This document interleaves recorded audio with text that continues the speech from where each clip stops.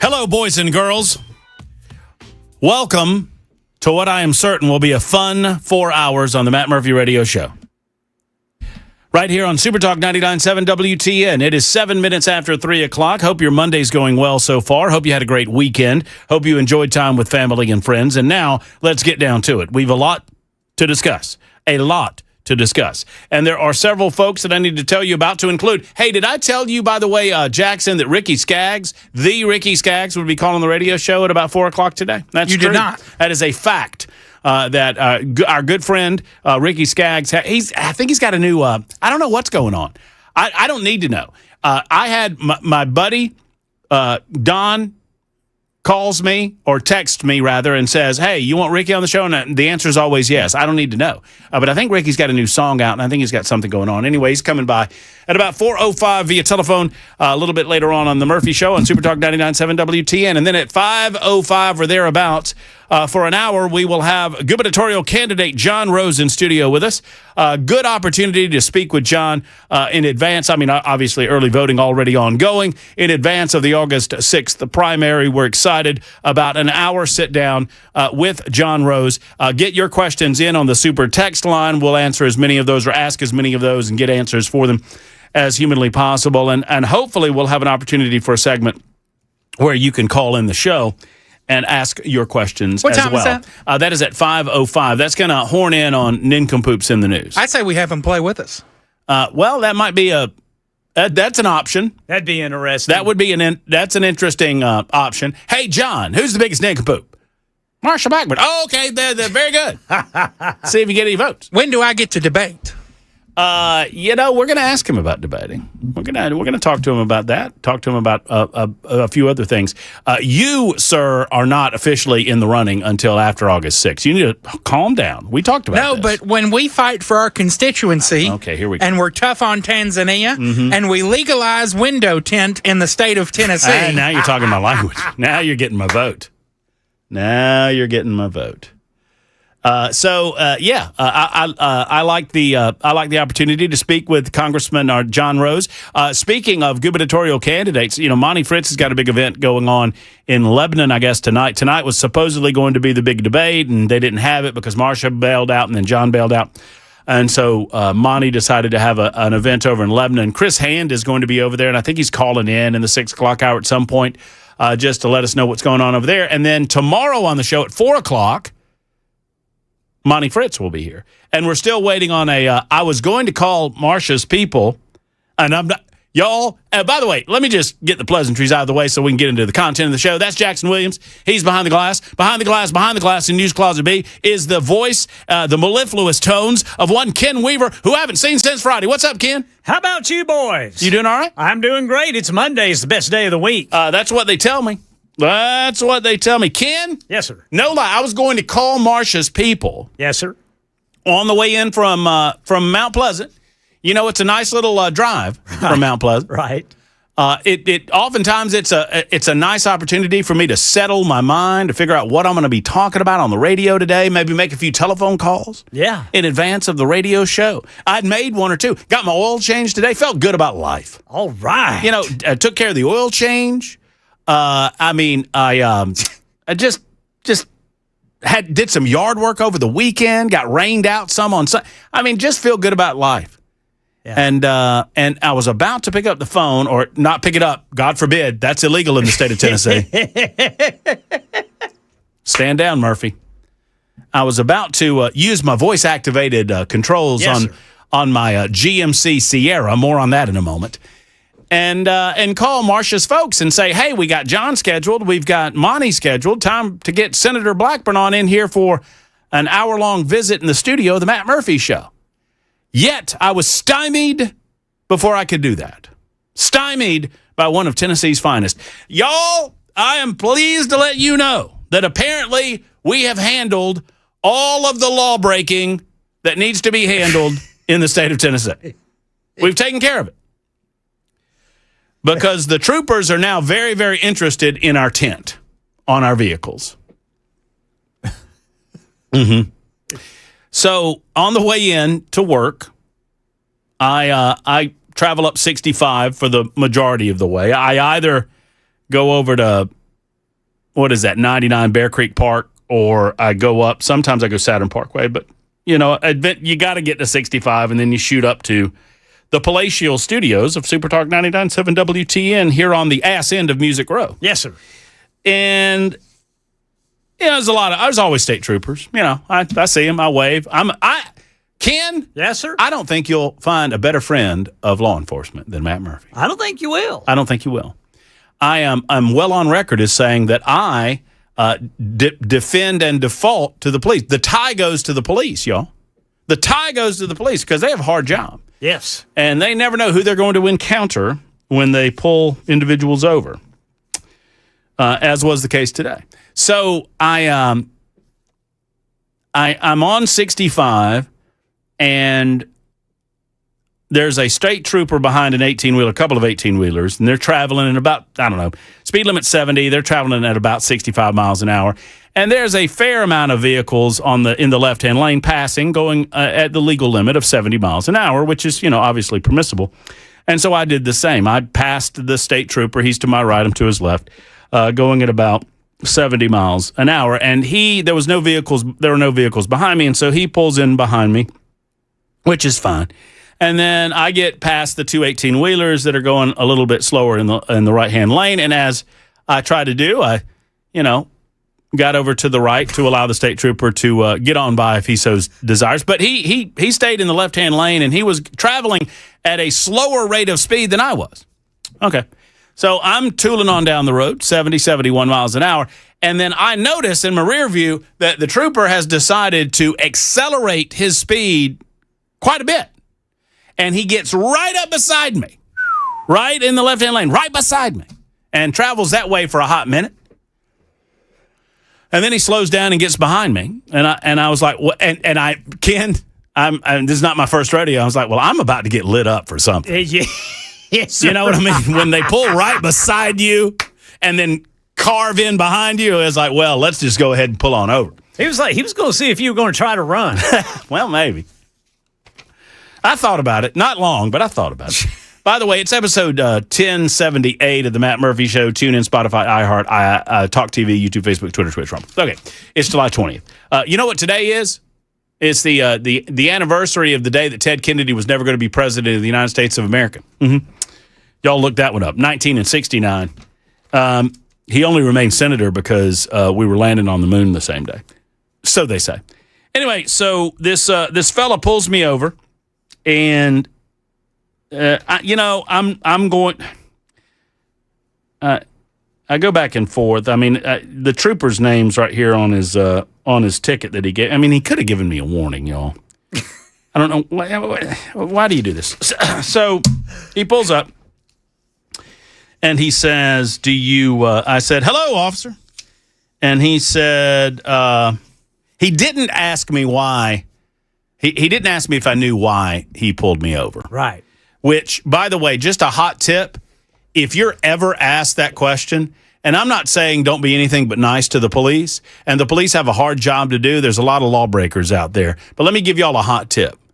Ken, do you know the proper answer to, do you know why I pulled you over? Because they ask that a lot. Yeah, they do ask that, but I really don't know what the proper answer is. The proper answer is no. I do not. No, sir, I do not. Whether you do or not. Because whenever I've been pulled over, I pretty much knew why it was. Well, but even if you know, don't tell them that you know. Because what they're trying to do is to get an admission of guilt. And they're trained to do this, and it makes sense. Oh. So they are trained to get an. So if I say to you, in a casual way, hey, hello, sir, hello, officer, how are you? Do you know why I pulled you over today? Well, I was speeding a little bit. I'm sorry. Because I'm naked. Hey, Jackson, nice to know you're still back there. Hard to see you with this glare. I don't know what's going on in that room. Y'all got the lights kind of dark in there. What's up? I like it. Do you? I bet you do. So anyway, he says, well, the reason I pulled you over is I believe your tint is too dark on your vehicle. And I said, okay. And he said, would you mind raising this window up just a little bit? And I did, and he had a card. I don't know what it is. It's a tint card. I don't know. He did not show it to me. I didn't ask to see it. I regret not asking to see it. And he put it up to my window and he goes, "Yes, sir, you're over the legal tent limit in the state of Tennessee. Can I get your driver's license and registration?" And I said, "Sure. Would you like my insurance?" And he said, "No." He said, "I appreciate that. I'm not going to need to see it." He said, "People that offer it have insurance. It's the folks that don't offer it that often don't have it. So I'm good." I was like, I guess that makes sense. Right? Yeah. I'm not going to bring up. And I kind of liked that. This was the good part of the conversation, Ken, when I thought I was still going to get a warning. Right. Because I thought it was kind of funny because he goes, the people that offer insurance, they have it. So, you're good. You're fine. It's the people that don't bring it up that don't have it. Right. So I say, okay. And so he goes back and I take my little photo and I post my little thing and say, hey, I might be late to the thing. And I am fully expecting that I'm about to get a warning for my tent, which I did not. I know my tent is dark. I know that it is on the dark. I don't know what the laws are in the state of Tennessee regarding how dark it can be. I'm not a lawyer. I'm not a tent expert. I'm not anything. I'm just practicing for when I go to court, by the way, Ken. Your Honor, I'm not a tent expert. I'm just a simple meme farmer. I'm just a meager content generator, sir. Look at me. Look at my family. Was this in Wilson County? Yeah, Franklin. Williamson County General Session Court. That's going to be a tough one. Did you get a cavity search? No. He didn't ask me anything about my teeth.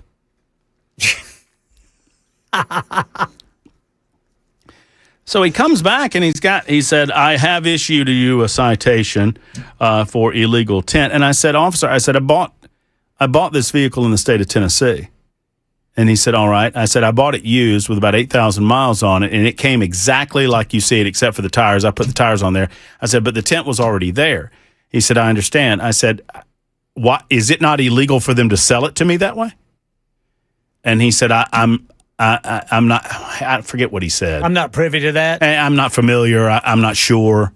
I'm not going to answer that. I'm not going to answer it. But he started telling me, he said, you can go to court, you can pay it online, you can challenge it in court, which I think I'm going to do. Anything to get Officer Roth off the streets terrorizing the poor tinted vehicle people might be a good thing. If I keep him in a court of law for a day, maybe he won't be terrorizing my compatriots on I-65 for just trying to mind their own business and get the hell to work. Anyway, not that I'm bitter. Can I represent you? No, I actually want to get away. I want to get out of this ticket. I guarantee you, if I represent Matt, he'll be the first tent violation to get 25 to life. Your Honor, Brother Jackson. Your Honor, my client does not have an orange crayon. And I'd like for him to bend over to show you what he thinks of this court. So he says, and I think I have these. He said, your options are to pay it online, to go to court and challenge it in court. You can also choose to have the tent repaired by a tenting company, and if you bring evidence that the tenting company has gotten the tent under the acceptable level, that is a way to resolve the issue, or you can remove the tent and provide proof that you have removed the tent. And I said, okay. And he said, do you have any other questions for me? And I said, no, hold on. I said, is any of that on this piece of paperwork? He said, no. I said, so you're saying that if I have the tent removed, I won't have to pay the fine? And he said, no, it has been my experience, if you have the tent removed, oftentimes the judge will dismiss the charge. And I said, but he doesn't have to. And he said, no, he doesn't have to. Did I say the cost yet, Ken? You said $200. Yeah, $193.50. Goodness. For tent. Now, here's my question. How the hell am I supposed to know the tent law in the state of Tennessee as to the application of the tent law at the time that I am purchasing a vehicle in the state of Tennessee? I want to know why it is legal for a business with a Tennessee business license to sell me something that is illegal for me to drive off of their property. And it's all fun and games and it's all jokes and that's all fine and good and whatever. I mean, I don't want to pay this ticket, but I am That's a pretty stiff ticket. I am equally fascinated that the Tennessee Highway Patrol doesn't have any damn thing better to do than to case me on the interstate while I'm driving the speed limit. And because I had the audacity to drive past the officer, he's going to pull me over. Whatever. And that's fine.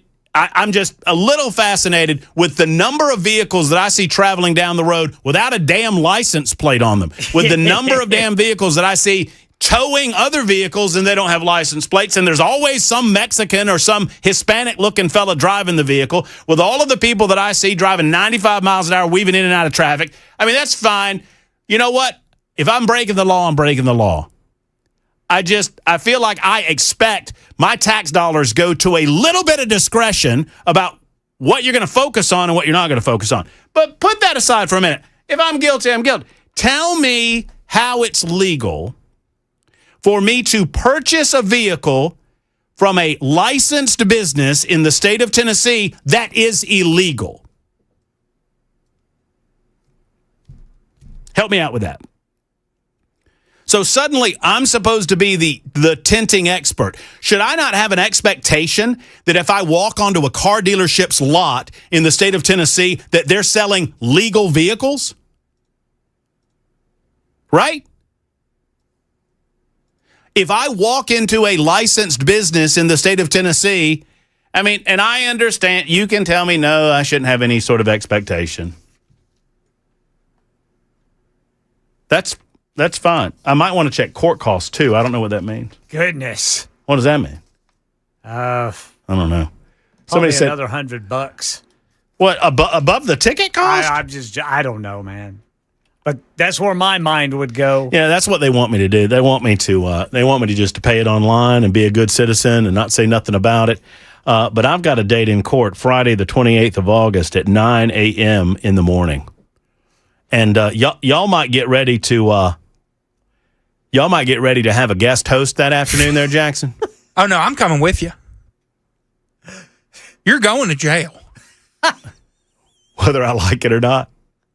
You're going to see to it that Trooper Roth takes care of what he should have taken care of on the side of I-65. Yes.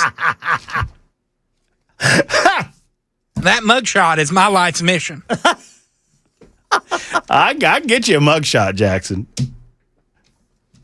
You almost had one the other night at the bowling alley. But that's another subject for another day. Y'all help me out. 615-737. I want to hear that story. I want to know. Yeah, I want to know.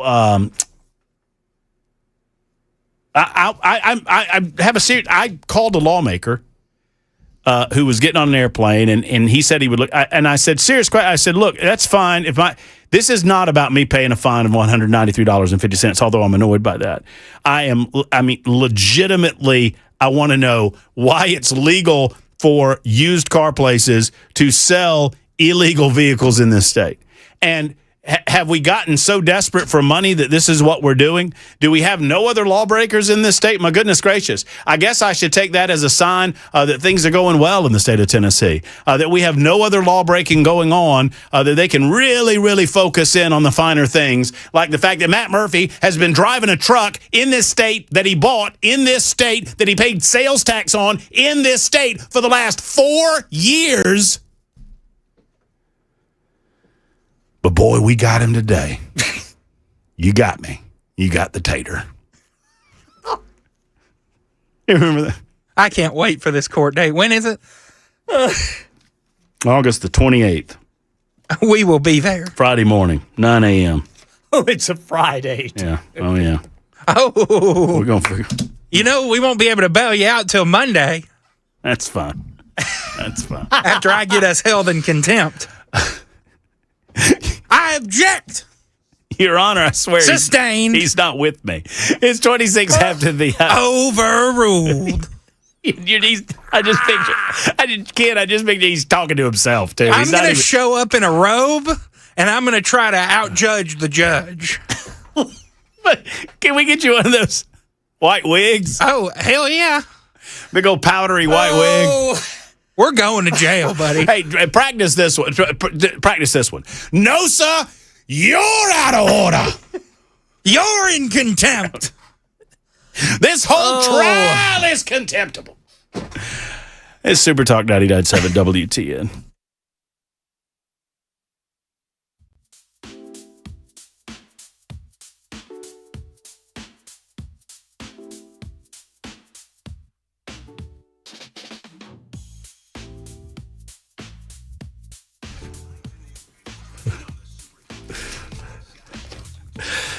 Every opportunity I have to talk about one of our fine sponsors on the Matt Murphy Show today, I'm going to remind you that I was going to purchase something from one of these sponsors, but I don't have any money anymore because I've got to pay it to the Tennessee Highway Patrol. Like Timberland Cabinets, for example.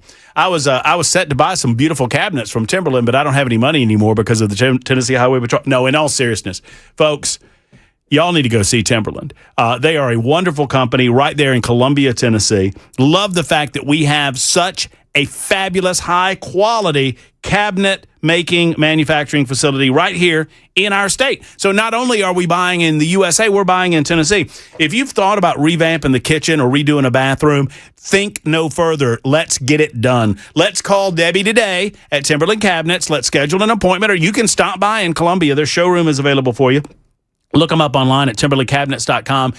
Peruse online and then peruse in person, and you'll see the Timberland quality difference. This is real solid wood, folks. This is not any of that particle board stuff. They don't do it. They don't believe in it, and you can watch the entire process from start to finish. Go to timberlandcabinets.com or 931-499-7170. 931-499-7170 for Timberland.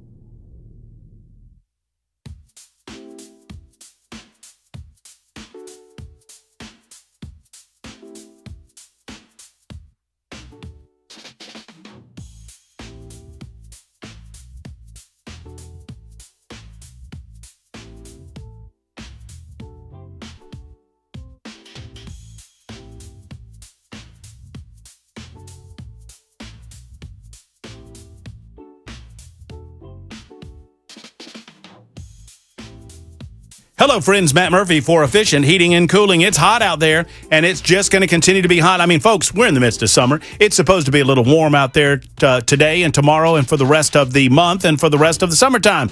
Well, if you're heating, or rather your air conditioner, is not operating as it should, that heat that is outside can make a big difference inside, right? It doesn't bother you so much when you can get into the cold AC, but when your AC is not working properly, what do? I encourage you to call Efficient Heating and Cooling. Jeff Eddy and his team will get out jiffy quick. They don't charge you overtime, evenings, or weekends, and they will get it done. It can be hard to find someone you trust when it comes to large home repairs, and I'm telling you, that person is Jeff Eddy in Efficient Heating and Cooling. I've trusted him with my home repairs. I trusted him when he told me, Murph, bad news, your unit's gone. The heater body has a crack in it. It's time to replace that thing. Although he did offer me an option to replace that one part, but it was a cost that I didn't want to get into, and I just went ahead and replaced. That's what I love about Jeff Eddy and Efficient Heating and Cooling. You can trust him. 615-784-4424, 784-4424, or online at efficienthvac.net.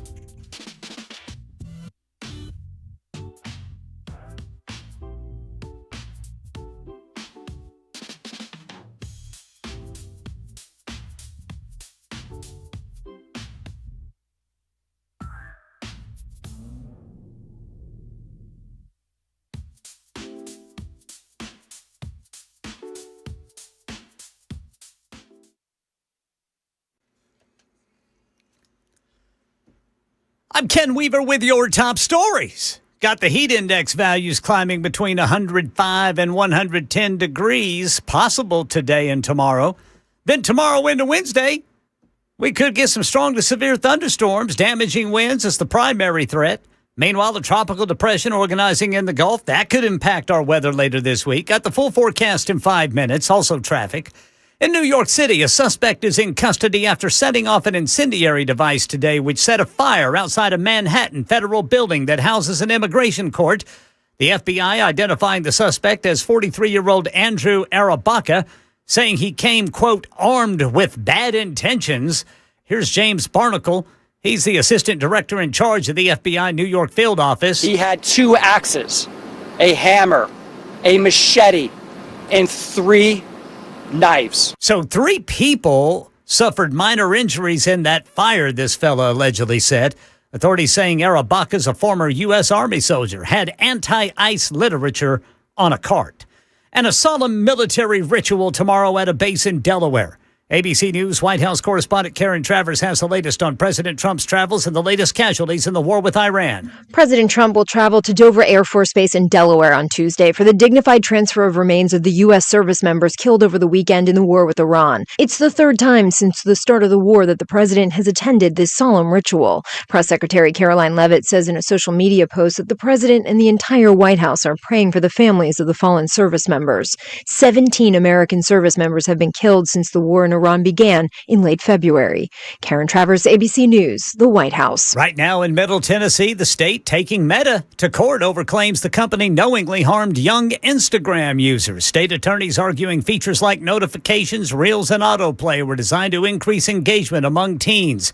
That is playing out in a courtroom in Nashville. And that's the latest news. Traffic and weather next. I'm Ken Weaver, WTN News.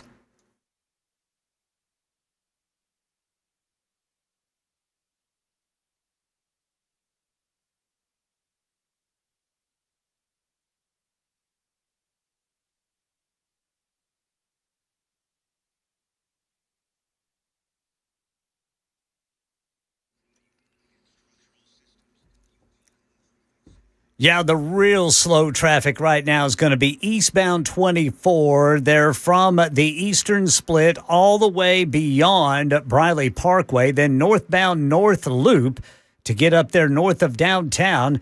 Northbound 65, you're coming to complete stop-and-go traffic right before Goodlettsville through all that construction. And it's starting to tie up if you're going westbound 24 to try to get to Jolton. I'm Ken Weaver.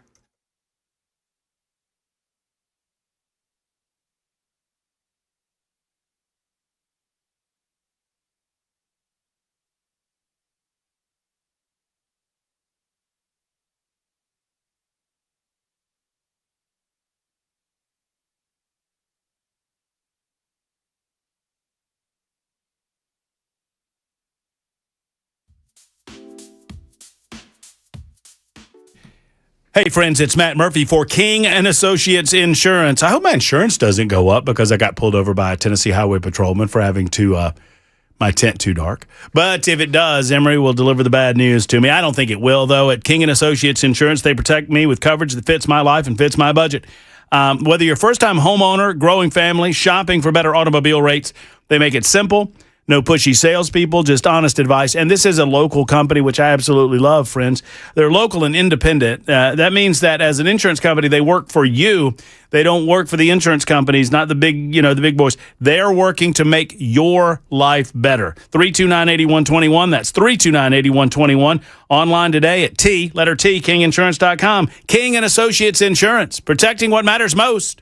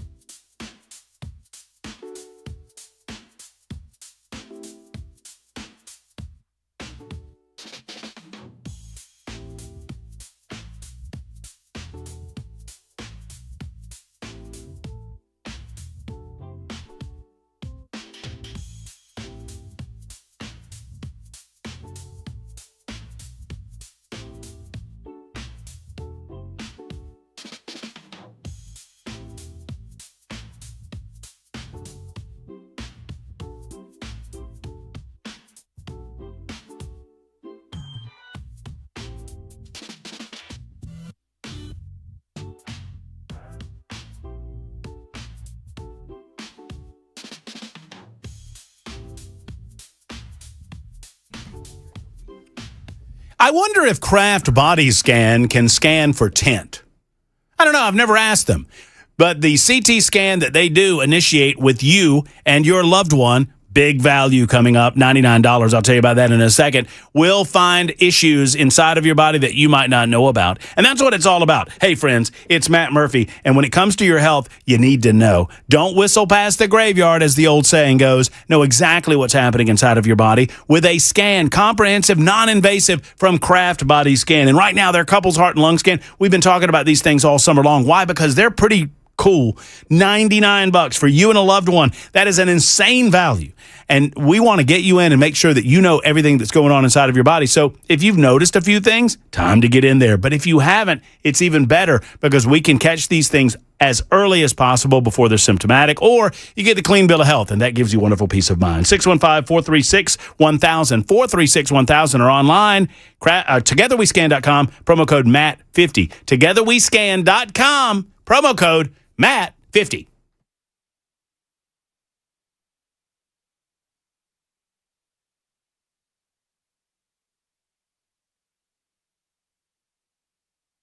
Super Talk 99.7 WTN.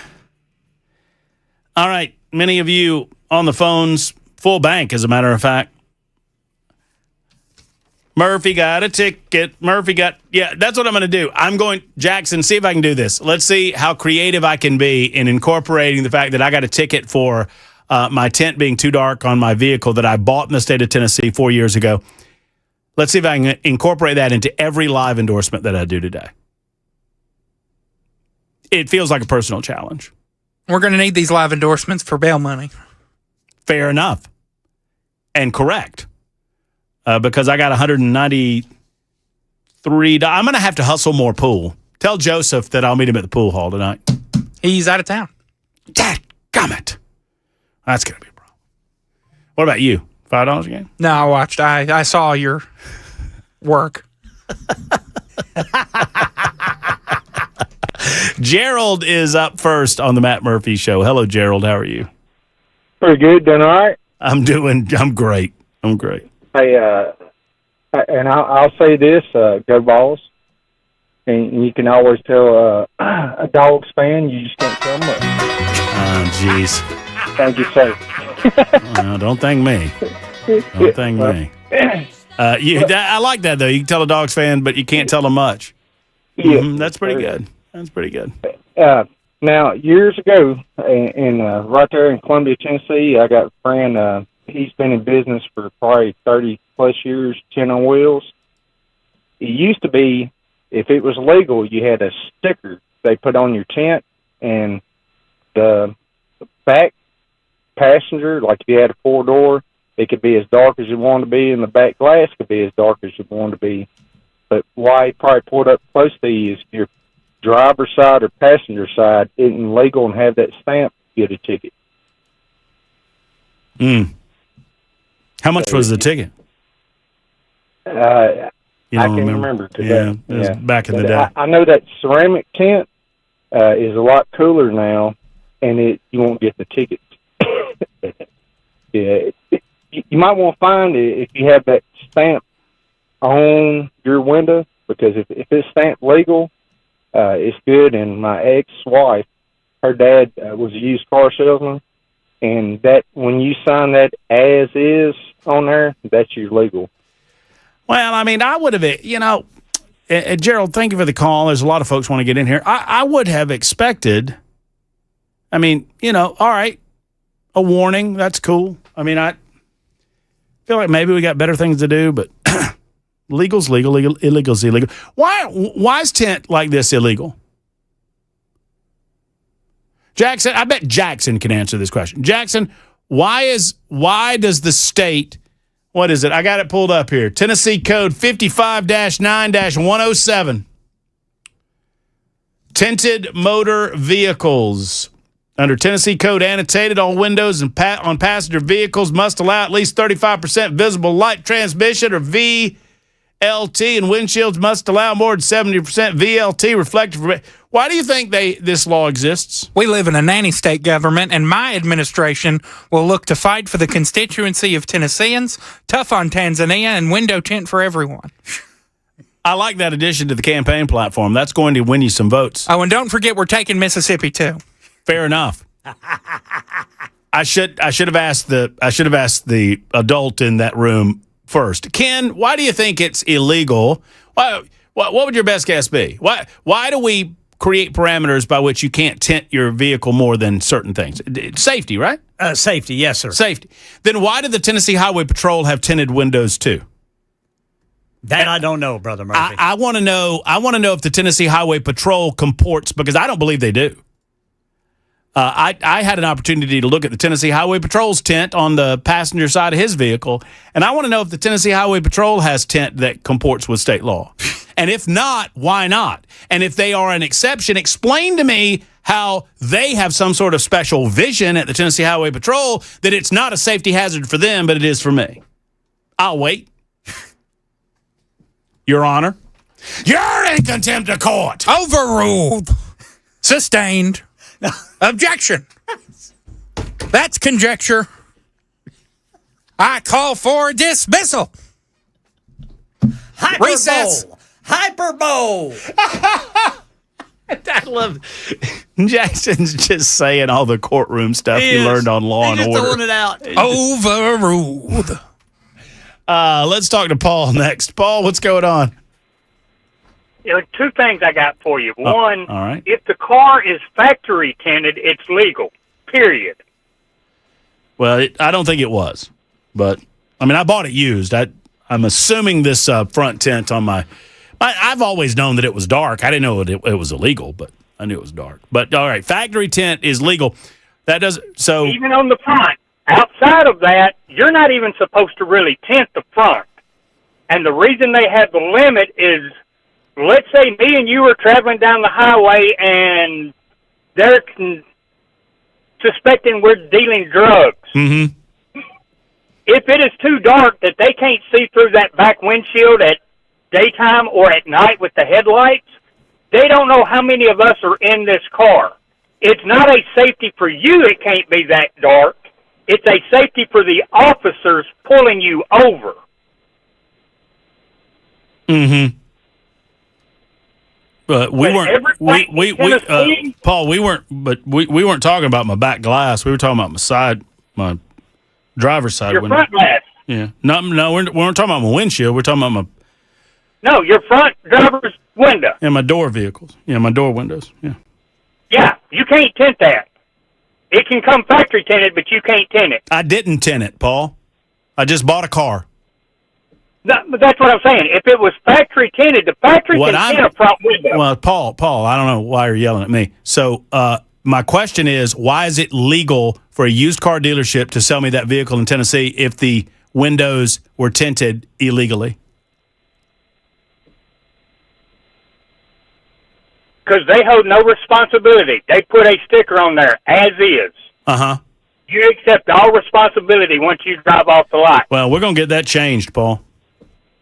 I hope so. Because guess what? I'm not a tint expert. I don't know. I assume, and maybe I shouldn't. Maybe that makes an ass out of me. But I walk into a car dealership. I'm going to assume that the vehicle that they're selling me, I'm going to drive it. I'm going to drive it away. I'm going to drive it off their lot. I'm going to go onto roadways. Is it wrong of me to assume that the vehicle is legal? No, it's not wrong of you to assume that, but everywhere in Tennessee, I can take my car to a car tint. You know why they haven't made it illegal for them to sell those types of vehicles? Because the car dealerships have more influence with the damn General Assembly than Matt Murphy does, but we're going to change that. Thank you, Paul, for the call. Alan is next. Alan, thank you for your call. How are you? Oh, doing well. Hey, I was going to let you know, so if you do go to court and you want to fight the ticket, they're going to issue you a court date to come back so the officer can be there if he wants to be. Now, the catch is, it's a total scam, the catch is that you have to pay the court cost for that date. And the court cost can be as much or more than the ticket depending on the offense. So this is good info. So if I go to the court on this date that they told me to go. Everything's geared. They want me to just pay the ticket and be quiet and go away, right? I mean, I get that. Correct. So if I go to August 28th, Friday morning at 9 a.m., that cop's not going to be there. So, and if I say I want to challenge this, then they're going to have to set another date. This makes perfect sense, what you're saying, Alan. So it gives the officer an opportunity to be there, and you're saying that they're going to charge me to do that. The court, you have to pay the court costs for that, and you have to pay that even if you get found not guilty. So even if you beat it, you're still out the money. I mean, and that's common practice in pretty much every county. See, I just want I need my boy Jay St. Clair on the show with me. I just want to know if this is a good spite suit. I don't even care if I'm out money. Oh, and to answer your question about how they can sell you the car with the tint on it, so nobody's obligated to ask you what your use of that car is going to be. You know, they don't. Right. For all they know, you could be buying that car and turn it into a show vehicle. Yeah, the loop. Yeah, you can have your windows tinted as dark as you want them all around if you want. Now, but that doesn't mean you can drive it on the road. But you might be making a show vehicle or something like that. So for those type of purposes, it is legal, and they're not obligated to ask you what you're doing with it. So that's why they can sell it like that. Well, you know what? I'm trying to think of another example of this. So I wish we treated other things like this in the state of Tennessee. So, I mean, right? I mean, I understand what you're saying, and I get it, right? That their position is that we don't know what they're doing. Like you say, he could put the vehicle in his yard and leave it in his yard for all we know. So, Correct. It's up to him to make sure that it's quote unquote roadworthy. Well, you know what? If the state of Tennessee treated, marijuana like that, we'd be a lot of happier state, wouldn't we? Like, look, we can sell marijuana. We're not saying that you smoke it. You could just leave it in that jar and never use it at all. But we're just selling the marijuana. We're not telling people to use. We should do that with underage kids. Sell them beer. Hey, we're not telling them. Go ahead. I'm sorry. So along those lines, it's legal to walk into a store and buy a pack of rolling papers or a pack of cigars. However, if you get caught with marijuana and those, they charge you with paraphernalia. Mm-hmm. Mm-hmm. Because you can't buy it. So you would say, well, if this is legal, well, how could you sell it? Because it's also used for other purposes. Can they? I don't know. That's an interesting thing. I'm going to write that down. Can they? If they don't find anything else, can they just charge me with paraphernalia?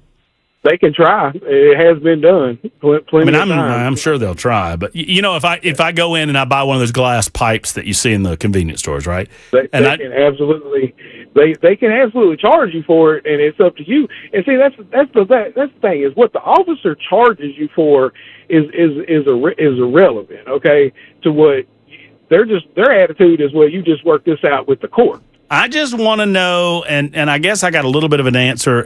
Alan, I get it. Everything's designed where you'll work it out with the court. I just want to know if it's a health and safety regulation regarding my tinting of my vehicle, then why the police officers have such dark tint on their vehicles. So is this about my health and safety? Or is it about the health and safety of the officer? Or what? Now, 4065 brings up that tent companies are not allowed to sell anything above the 35%. But on the secondhand market, I mean, once again, I bought my vehicle, and I don't think this is about the company I bought it from, but I could name it if I needed to.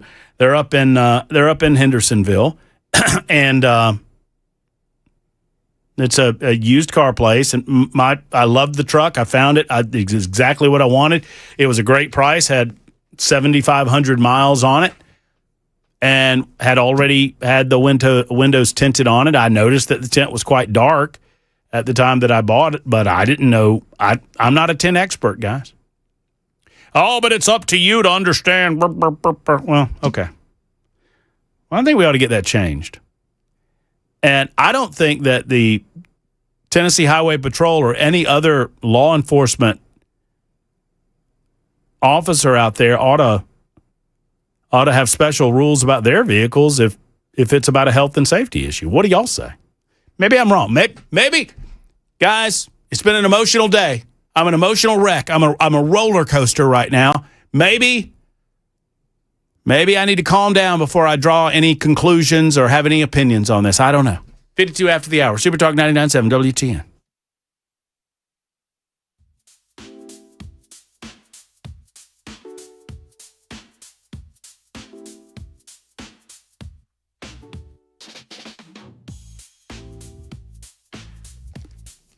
Hi, friends. Better water is in your future. I can tell. I feel like you're going to make the call that so many others have made. Have you drawn water out of your tap and you've noticed a dark tint to the water in the glass? And you've asked yourself, is this tint too dark? Is there something in my water that I need to know about? Is this legal? Is it illegal? Well, Better Water wants to answer that question for you. Sulfur, iron, chlorine, bacteria, these are all found in water all over the state of Tennessee. You need to eliminate that. They offer a full range of water equipment at Better Water LLC. From reverse osmosis units, water softeners, specialized filters. I've got an under-the-sink application downstairs in the house. Absolutely love it. It's great, for those race evenings, watching a little NASCAR action on television and having your little branch in water or a little bourbon and branch. Oh, that water coming out of the reverse osmosis filter is so delicious to taste. Better Water LLC can be found at betterwater.com. That's betterwater.com. Get your home tested for your clothing applications, for bathing, and obviously for drinking. You need Better Water. 615-355-6063 for Better Water LLC.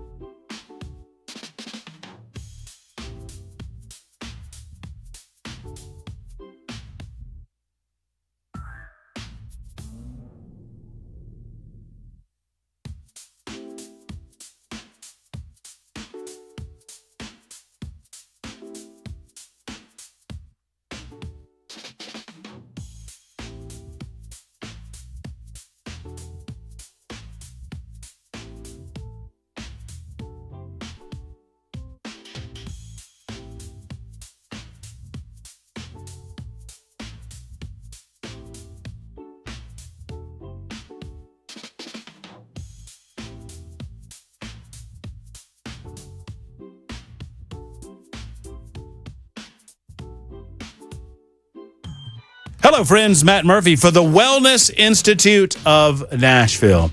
My back's going to be down for a while, considering the amount of work I'm going to have to do to pay this $193.50 ticket. But don't worry.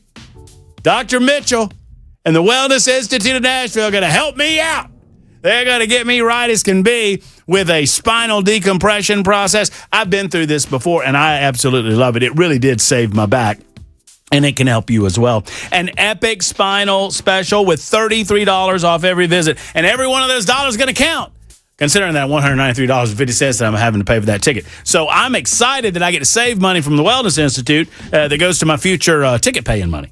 In all seriousness, Medical Bay One is there for you. Futuristic technology, the HydroWave. If you are hurting, friends, they can help at the Wellness Institute of Nashville. Go to painisbad.com, because it is painisbad.com. 615-246-5009. 246-5009 for the Wellness Institute of Nashville.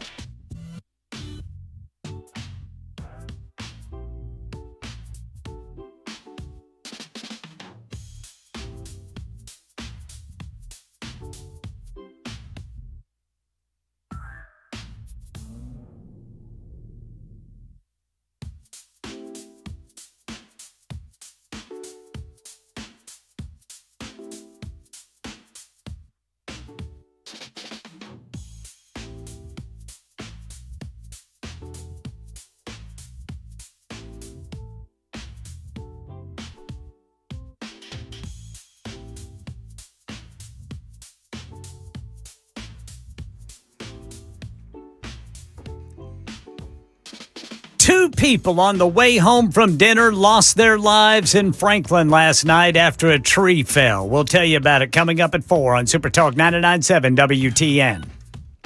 8726 says, you need to get your information from an attorney or someone who works in the local court system.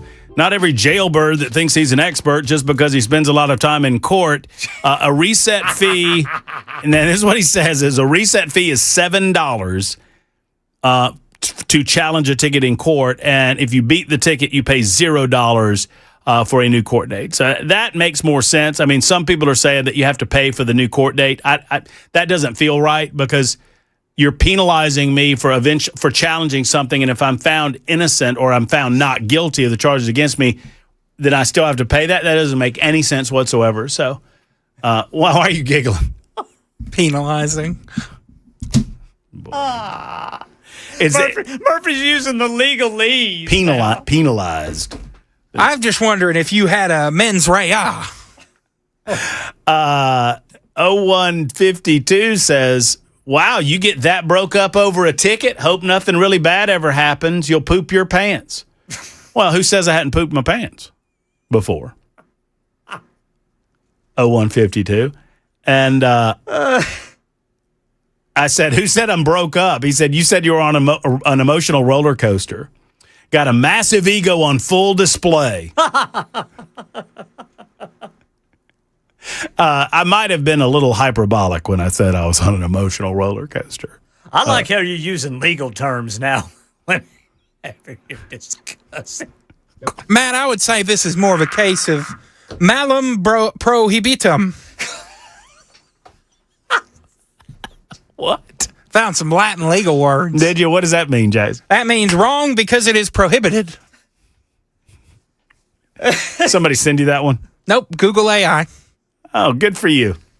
I'm going to slip one in here. It's Mr. Bill, we only got about 30 seconds, but I'm giving it to you, brother. Or maybe not. Murph, the most famous man from Thompson, Georgia, THOMSON, Nookie and Thompson have to go to Valdosta.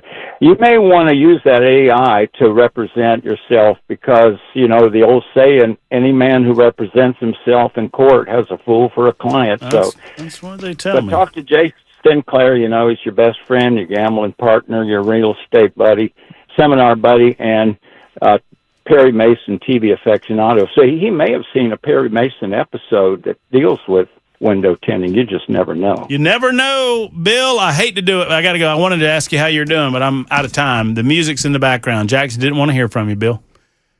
Think about that the next time you think about getting him a turkey leg at the state fair. That's how we do hour number 1. We'll get to hour number 2 with Ricky Skaggs coming up in just a moment. Yes, Super Talk 99.7 WTN.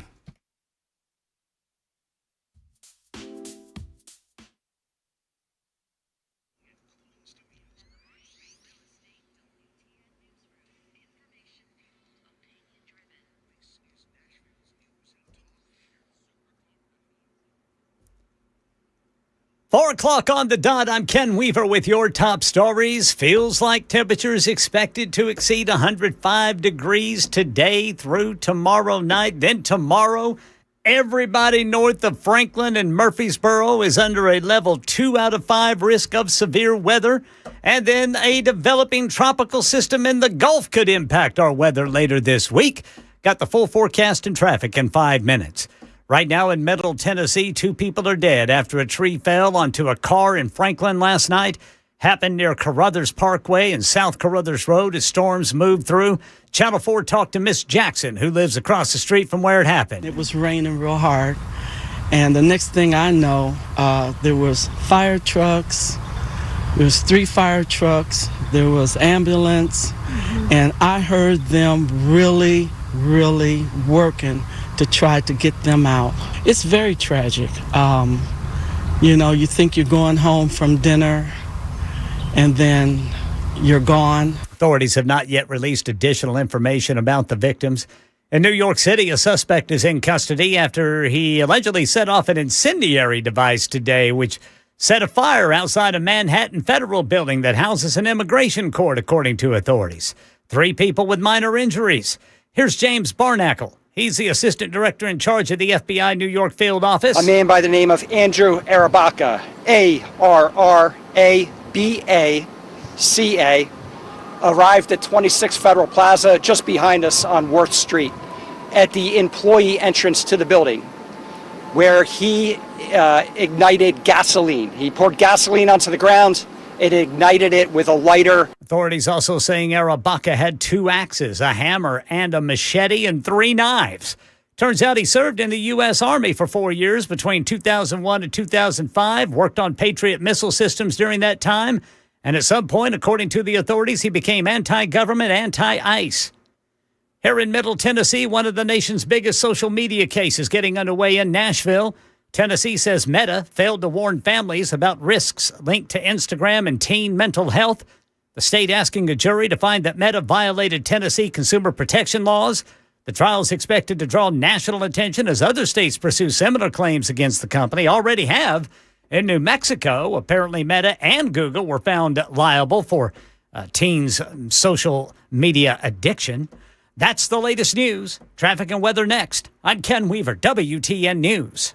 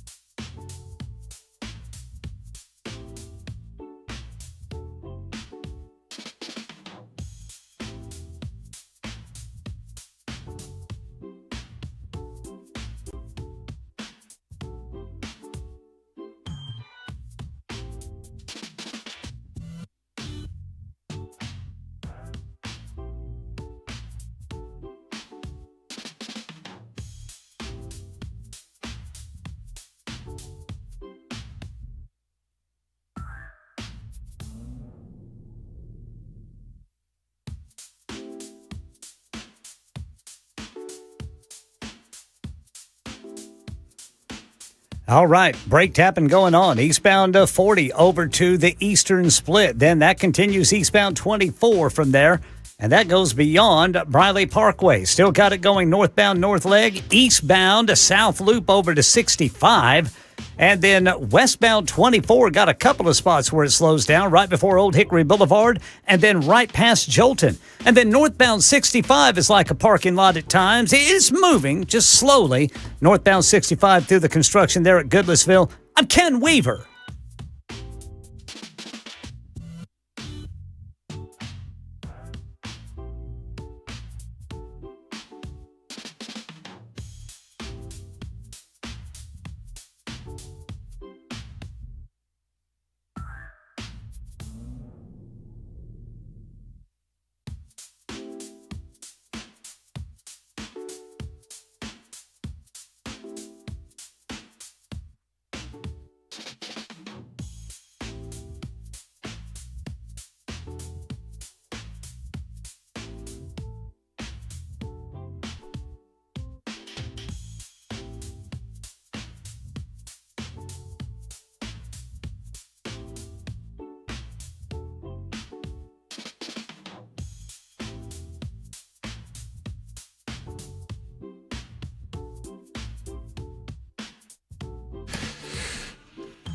Super Talk, 99.7 WTN, hoping for a visit with Ricky Skaggs. I think he was supposed to call us. I don't think we were supposed to call him. So we'll work on that. In the meantime, 7 minutes after the hour of 4 o'clock. Glad to have you with us on this Monday edition of the Matt Murphy Show. It is July 20 in the year of our Lord, 20 and 26.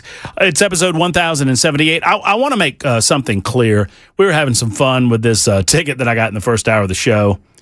Well, I didn't get it in the first hour of the show. We're talking about it in the first hour of the show. Ticket that I got on the way to the show. Objection. Yes. Sustained. Thank you. May I continue? Overruled. Okay, then that means I can't. Tanzania. Jackson is, you know about evolution, where creatures evolve to a greater station. Jackson is devolving.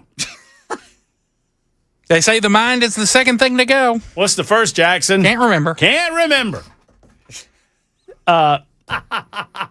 Look, I am not asking for, because a couple of people was like, oh, where did this happen? Maybe I'm not asking for, nor am I accepting any sort of resolution to this issue based on my status on the radio. So I'm not asking for that, nor would I accept that. If I gain a resolution that is monetarily favorable to me or legally favorable to me, I want to do so in the proper way. So that is not the reason that I'm bringing this up. Several are, you're bringing this up to try to get out of that ticket. No, I'm not. I'm bringing this up because I'm frustrated, and if I'm frustrated, I'm certain that this has happened to others. I bought a vehicle in the state of Tennessee. I've operated that vehicle in the state of Tennessee for the last 4 years, and then suddenly I'm told that I'm operating an illegal vehicle, and I'm just a little confused about why a business, a car dealership, is allowed to sell me a vehicle, and the loophole is, well, they're just selling you they're not telling you to operate it on the roads. Well, they watched me drive away on it. I mean, they have no legal obligation. So I have to understand how many pages of code is there in the state of Tennessee. So I have to understand every aspect of every code in the state of Tennessee. I mean, I don't know. That said, we'll figure it out. We'll get to the bottom of it. If you missed the first hour of the show, I got pulled over by a state trooper, fine member of the Tennessee Highway Patrol. And I also want to say this. The officer was professional. The trooper was, I mean, I would have thought that given the I would have hoped for a little trooper discretion, and I would have hoped that I could have walked with a warning. But, whatever. That didn't happen, and I got a ticket. One would think that the Highway Patrol has a few better things on their plate today to do, considering what we got going on, but whatever. I'm writing my closing statement. Are you? What does that include? Is it including some Latin terminology? It includes some Latin. Uh-huh. A little bit of Spanish. Oh, Spanish. A little bit Italian. Wow. We're going to go bilingual. What about Pig Latin? Ude, uye, one, igpayatanle. Aye, ude. NK. NK and ye axon J. Onde, one, igpayatanle. That's way to go, Brother Murphy. Ankthe, uye. Mm-hmm. You don't know Pig Latin? JLA. No, it's ALJ. It would be ALJ. Oh, that's Canadian. No, that's... anyway, so Scott said clearly you didn't. I didn't name drop at all. I wasn't about to do any of that. I don't do any of that. I just not only do I not believe in it, I don't believe it. So here's the deal. We're going to get to the bottom of that, and we're going to figure out why exactly this was such a major issue. Now, we are told, but back to the officer, I want to clear this up. I don't want anything that I say to be a poor reflection on him. I mean, I would have hoped for officer discretion. I would have hoped that he wasn't bored as hell, and he would just want to pull me over for this or no reason. But be that as it may, he was as courteous as could be. He was straightforward with it. He gave me a ticket on it, and they're going to get their $193.50, I imagine. Nathan is bored with the topic. What do you want to talk about, Nathan? Oh, just something else, man. Anything else? Okay, well, you pick something, Nathan. Go. All right. Well, we got in terms of overseas foreign policy, anything information-wise. You tell me. Okay, so you're saying you don't want to talk about this, but you want to talk about anything else? Anything else Okay. that you got information-wise? All right, well, let's talk about you. Nah. No, why not? You're not Oh, boring. I'm interested in you're not- what's going on in the world today. You're not boring, Nathan. I would hope so. We continue to be at war with Iran. It continues to be a quagmire. It continues to last longer than the 8-week period of time that Donald Trump told us that it would. And I think it continues to be a mistake of foreign policy on the part of the Trump administration. That's difficult for me to say. You know, I typically am a supporter of Donald Trump and his policies if you're a longtime listener to this radio show. But I got to tell you, I think we have there's been a misstep in terms of our foreign policy, also in terms of how Iran would react to all of this. What say you, Nathan? I would just, anything to make gas prices come down. I know that there's, reasons why we're doing what we're doing, but if there was anything to bring prices down, that would be the ticket. Well, I know a lot of people are concerned about the gasoline prices, and I'm concerned that it's going to impact the November election cycle, not necessarily here in the state of Tennessee, Nathan, but across the board, across the United States of America. Sadly, there are a lot of people that don't pay the close attention that we do to American politics or to foreign policy. And sadly, these folks, they're making decisions based on how they're voting on gasoline prices, on their personal economy, on their checkbook. I don't necessarily blame them for that. They're busy. I don't fault them for not paying as close attention as some of us who listen to the radio show or host a radio show like this do. And I do understand that politically it's going to have an impact on the polls or at the polls in November. I'm sad to say that. I appreciate Donald Trump's presidency. That is not to say that I agree with everything that he does. I don't. And I was worried that this would become what it has become, which is something that we can't seem to get ourselves out of in a favorable fashion. The definition of a quack. Austin is next. I'm sad to note, Nathan, that I'm taking the callers as they come in, and some of them want to talk about tint, which Nathan finds very, very boring. Hey, Austin, what's up? Well, I just want to fill you in on my encounter with tinted windows. All right. I bought a car, and a week later, less than a week later, Hendersonville stops me. And they said, "We think your windows are too dark." And I said, "Well, how dark is too dark?" They said 25%. 25%? Yeah, I had 17%. He said, "You're legal." I said, "Well, I probably figured that to start with. But it's what I call a fishing expedition." Yeah, well, I mean, there's I don't know if there's some of that going on. I don't know. I don't really know what was going on. All I know is I feel like that the Tennessee Highway Patrol ought to have a few better things to do than to worry me with a vehicle that I have been driving on Tennessee roadways for the last 4 years. But, that's me. You know the border that comes around your license plate? Oh, yeah. Yeah. It's got the dealership on it. I got stopped because they couldn't see the county. Yeah. That's bad news, man. So I went back the That's next day and cut the bottom of it off. Of course, he didn't get me no ticket, but it's an excuse to stop you. See, that's what it is. They need an excuse. Well, to stop I thought, I thought of that. One thing leads to another. I thought of that, and that's fine. I mean, I understand that, and thank you, Austin, for the call. I understand that police officers, if you feel like my tint's maybe a little bit on the dark side, that's cool. You stop, you kind of assess the situation. Just make sure that you're monitoring the roadways. And I thought that, and it's one of the reasons I thought that maybe I would leave the situation with a warning, and I did not. I left with a ticket for $193.50. Here's Nancy has written in the obligatory comment, and trust me, Nancy, when I tell you that every time that any mild disagreement comes about with the Trump administration, we get one of these. Nancy says, "Oh, thank you, Nathan. You brought the Democrat in Matt out. So now we get to listen to him bash Trump.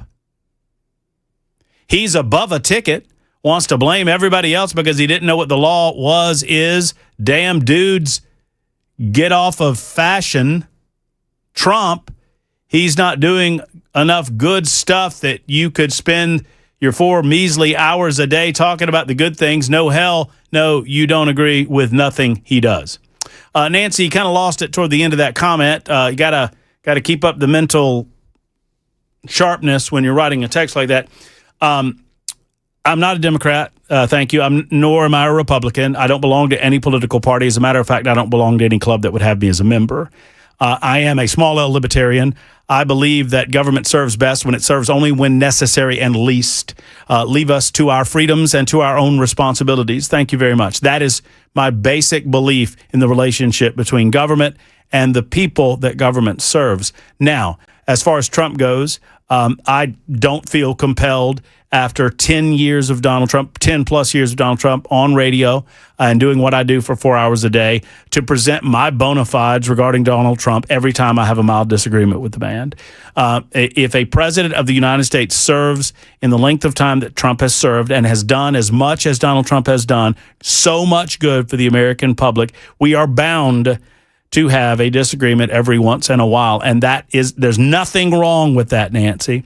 If you agree with everything that Donald Trump does blindly without regard for your own personal core convictions or your own personal path, then I don't know. Maybe you do. Maybe it just so happens that he's never done anything that you've had any mild disagreement with.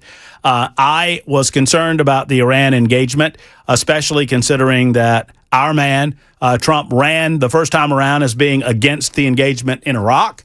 He was a very fierce critic of the engagement in Afghanistan, and certainly during his second run for president of the United States of America, well, actually it was his third, he had a re-election campaign. We know what happened there, and then he ran again in 2024. Of course, we know what happened there, but during that campaign, he was steadfastly against starting new foreign engagements. I was of the hope that Donald Trump, and I said this multiple times, Nancy, and I hope that you were here to listen to it. I said on multiple occasions that it was my steadfast hope that Donald Trump had good news, information, whatever it might be, that would give him the confidence to declare that this was going to be done in 6 to 8 weeks and that we'd get the Strait back open and running again and that we would get Iran under control. And that the idea was to diminish their nuclear capabilities. Well, we seem to have done the last statement that I just made, diminish their nuclear capabilities, but we can't get the rest done. My concerns then are playing out in real time now, some 3+ months later. Gosh, I guess it was the end of February, so March, April, May, June. We're going on 5 months now. So I would encourage you guys that if we can't have a reasonable discussion about some of these foreign policy initiatives without some people being snowflakes and feeling, oh, you're bad. I mean, come on, what are we doing here? I don't understand what we're doing. If that's the case, it's okay to disagree every once in a while with Donald Trump, and I do with the Iranian engagement.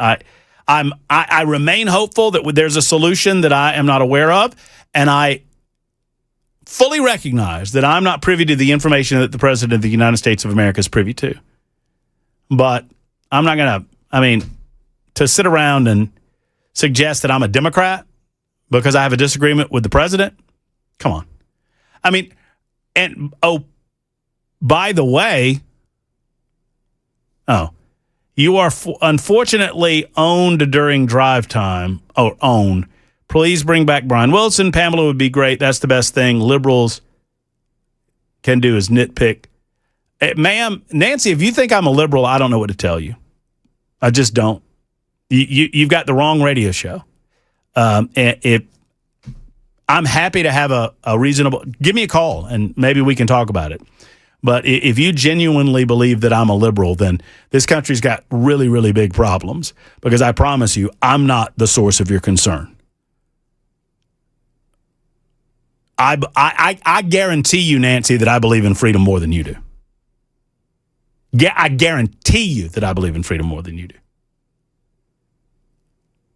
And you're welcome to call me and we can talk about it.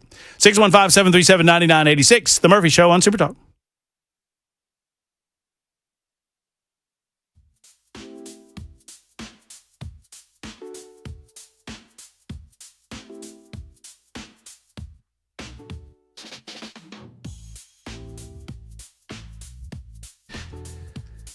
Hello, friends. Matt Murphy for Defend Systems. You know, speaking of defending myself, I'm thinking about defending myself in court here soon over this ticket you may have heard me talking about, although I don't think I've mentioned it.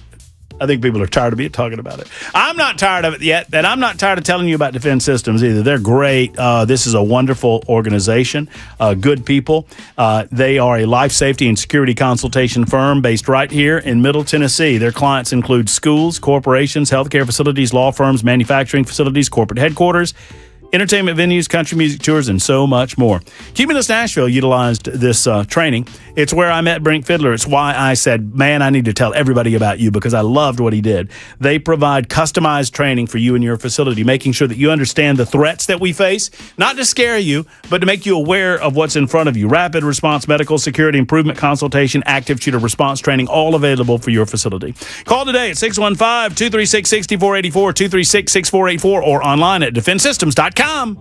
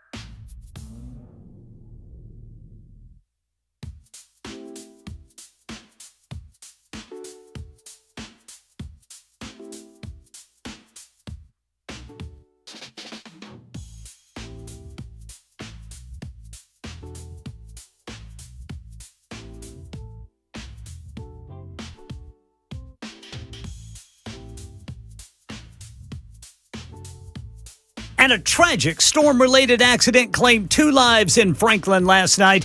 Hear from one of the witnesses coming up at 4:30 on Super Talk 99.7 WTN.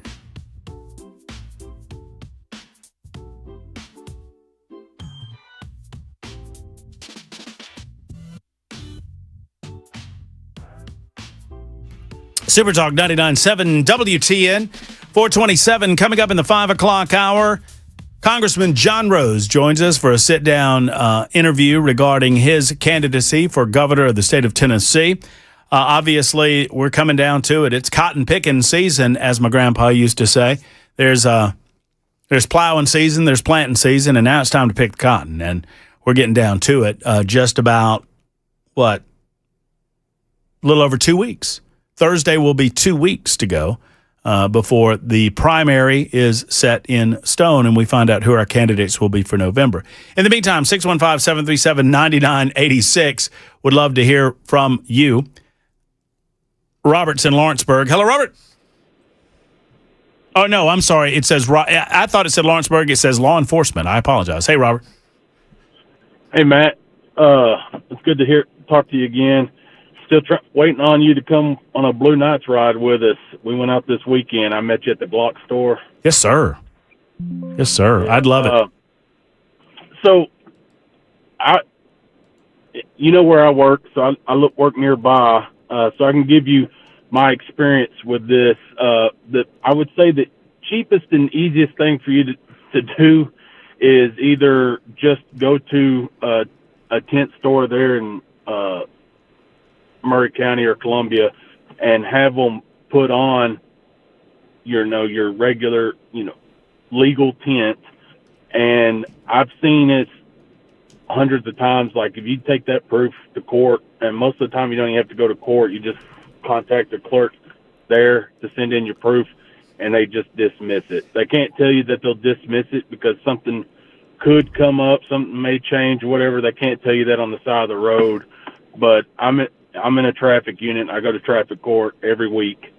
And if it's a registration violation or a headlight violation, something that can be fixed, most of the time it's called a fix-it ticket. And you just get it taken care of and it's dismissed. You don't have to pay anything. You could argue in court that you bought the vehicle that way, but one thing that they always say is, ignorance of the law isn't a defense of the law.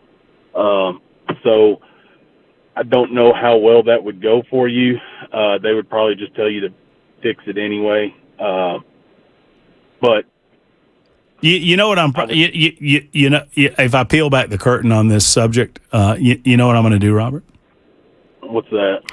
I'm going to pay the ticket and I'm not going to do a damn thing about my tent. That's what's going to happen. You could also do that. I mean, you got away with it for 4 years. You might get away with it for 4 more. That's what and I've come away with valuable knowledge, Robert, that if I'm around a police officer, if I'm around an officer of the law and he's to my left or my right, roll my window down. There you go. And that way he can't see my tent. Now, somebody told me that the card. Now, somebody told me that the card that he used isn't as reliable as the electronic. Is there an electronic meter? Do you know? There is. I've got one. Matter of fact, if you want to stop by my jurisdiction, I can tell you exactly what your tent percentage is. Okay. However, if you look at the TCA for tent, it specifically notates that you have to use the card. I don't know why it's written that way, but it specifically talks about the card in the TCA. Okay, so what? And I didn't ask him because it was over and he gave me the ticket. But what was on that card that he was? I mean, he put the card up to the window. So on the card, it's split in half. One side's dark to I guess it would be 35%, and the other side is white. So you put the white side up against the tent, and if it makes it darker than the square above it, then it's over the window. Oh, I see. That makes sense. Well, I think I'm over. Robert. What do you think of my plan? Good plan. My good plan. You think? Bad plan? Just to pay it. Yeah, you could pay. If you want to spend the almost $200 on the ticket, I mean, and want to keep your tent, I guess that's one way to do it. Or I'll tell you what you can do. There's a specifics in the TCA that if you get a doctor's note, you can keep your tent. So just go to your primary doctor and be like, hey, the son, Okay. there's gingers in my family or something. And, Your Honor, I have ginger in my heritage and no soul. yeah, there you go. I like And it. your doctor can give you a note, and you'll just take that to court, and they'll dismiss it. Oh, well, that may be an idea there, too. Robert, thank you for the call. Thank you for the expertise. I appreciate you. It's 32 after the hour. I'm running late. Ken Weaver's got news on Super Talk 99.7 WTN.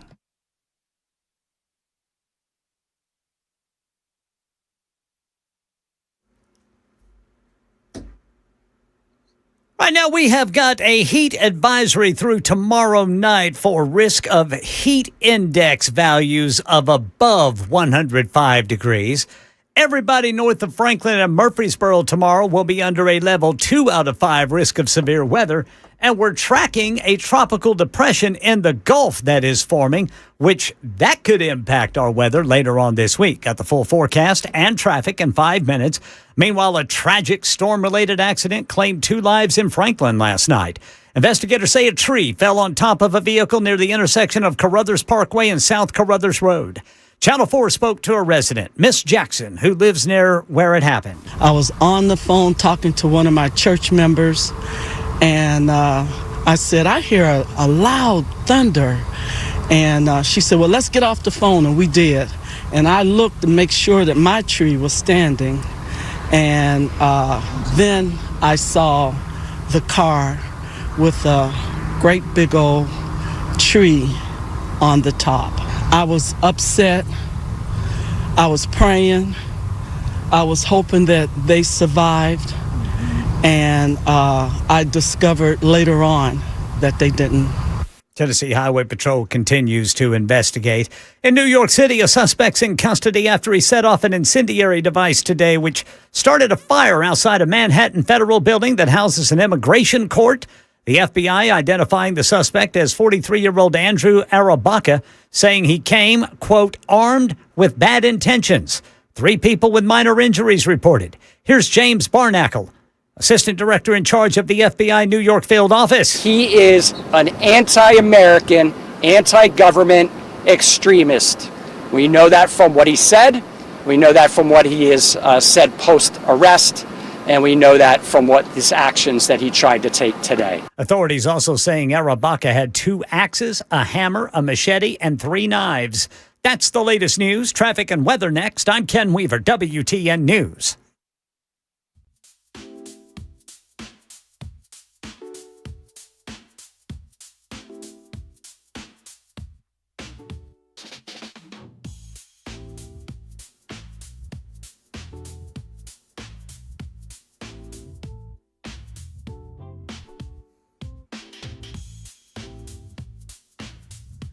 West Loop, it is stop and go. 65 northbound. This is going to be between a 40 west and 2465 north. That's a 4-minute delay. Eastern Split, you got a stalled vehicle that's blocking the Gore there, 24 westbound at I-40.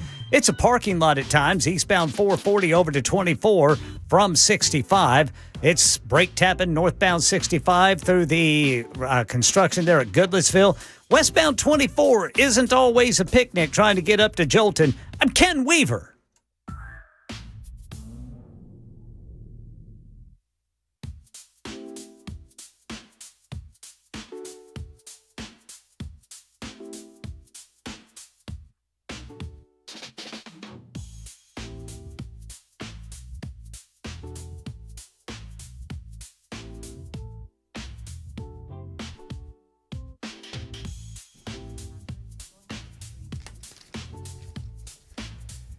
Hi, friends. It's Matt Murphy for Grace Point Healthcare. Modern medicine delivered the old-fashioned way. I love how they do their business at Grace Point. They don't charge you, they charge you less because they are a direct pay format. What does that mean? It means that when you walk through Grace Point's doors, no insurance company is there with you, in spirit or in actuality. You can file with your insurance company for reimbursement after the fact, which is awesome news. But it's also awesome news that you get to make decisions about your life with your doctor without interference from anyone else, from the insurance company. At Grace Point, there's no long wait times in the waiting area because they don't believe in it.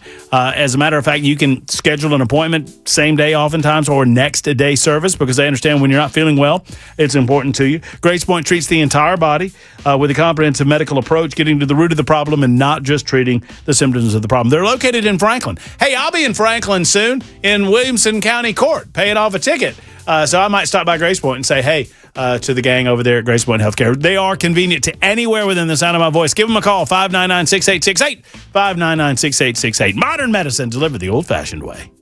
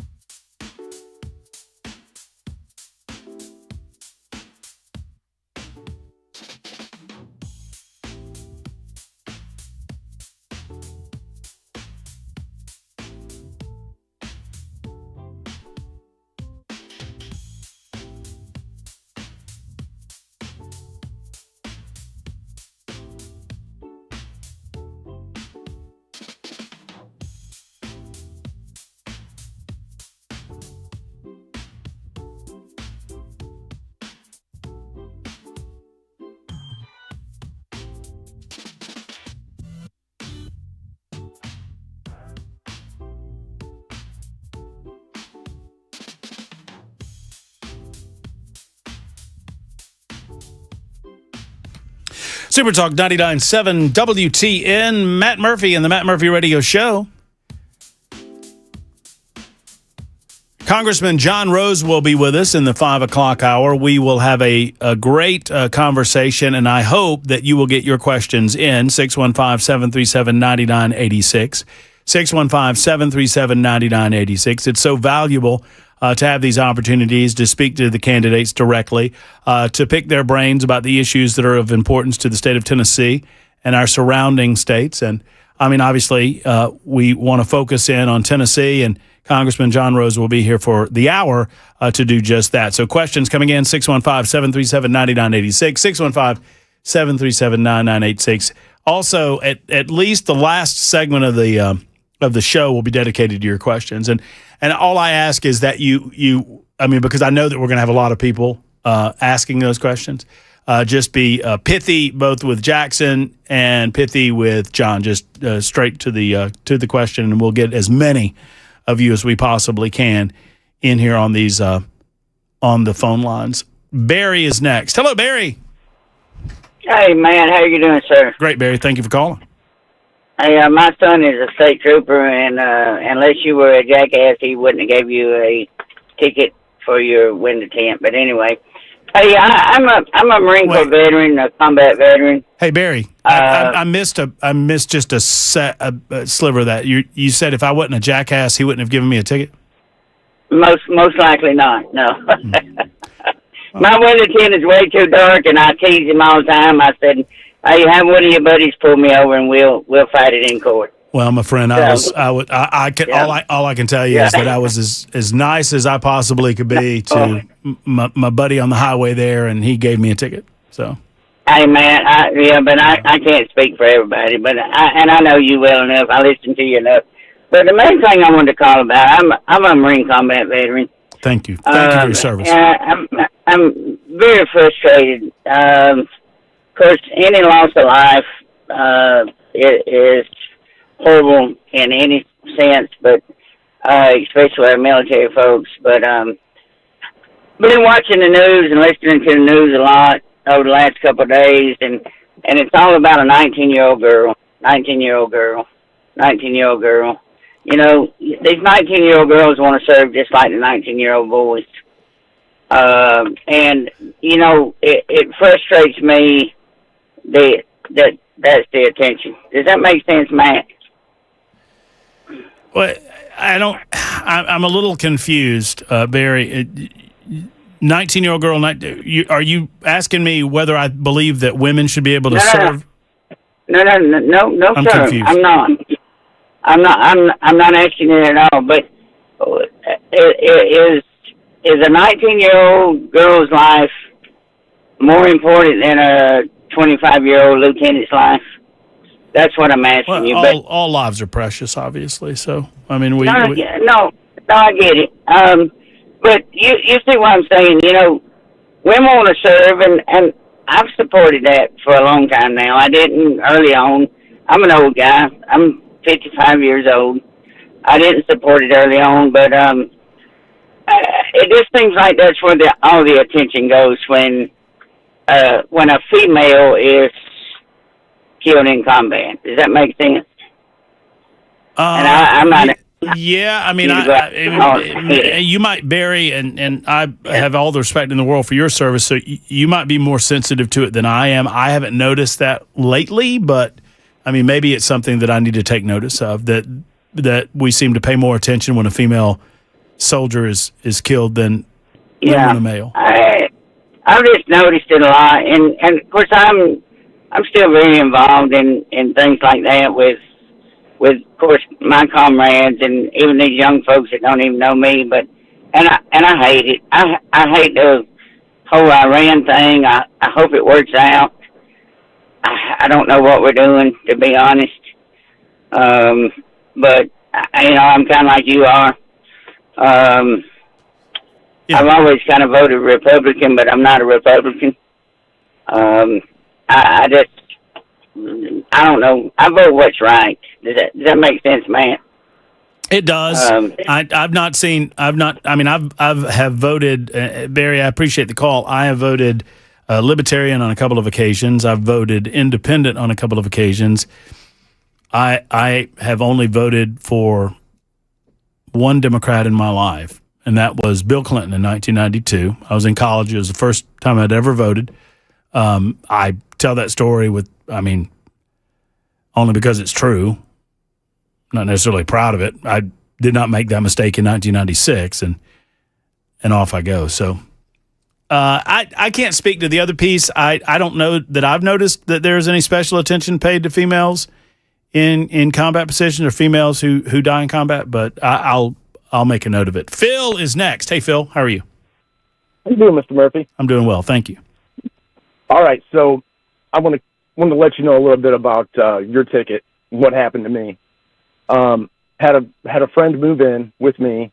I didn't know she was crazy. After about 2 weeks, she was drinking a lot, real crazy. I came home one time and she just was off, like talking to herself. So I called the sheriff's department to get her removed. When Wilson County Sheriff's Department got to my house, they said that I hit her.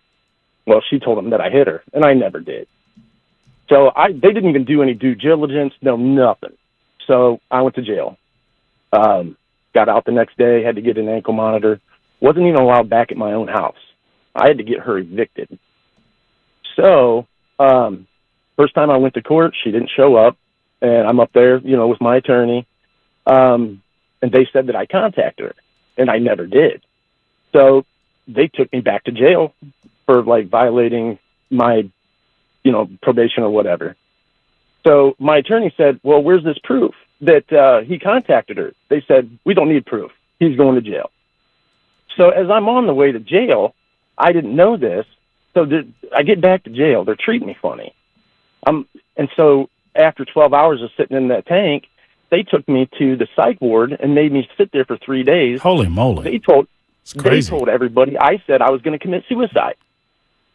Oh, no.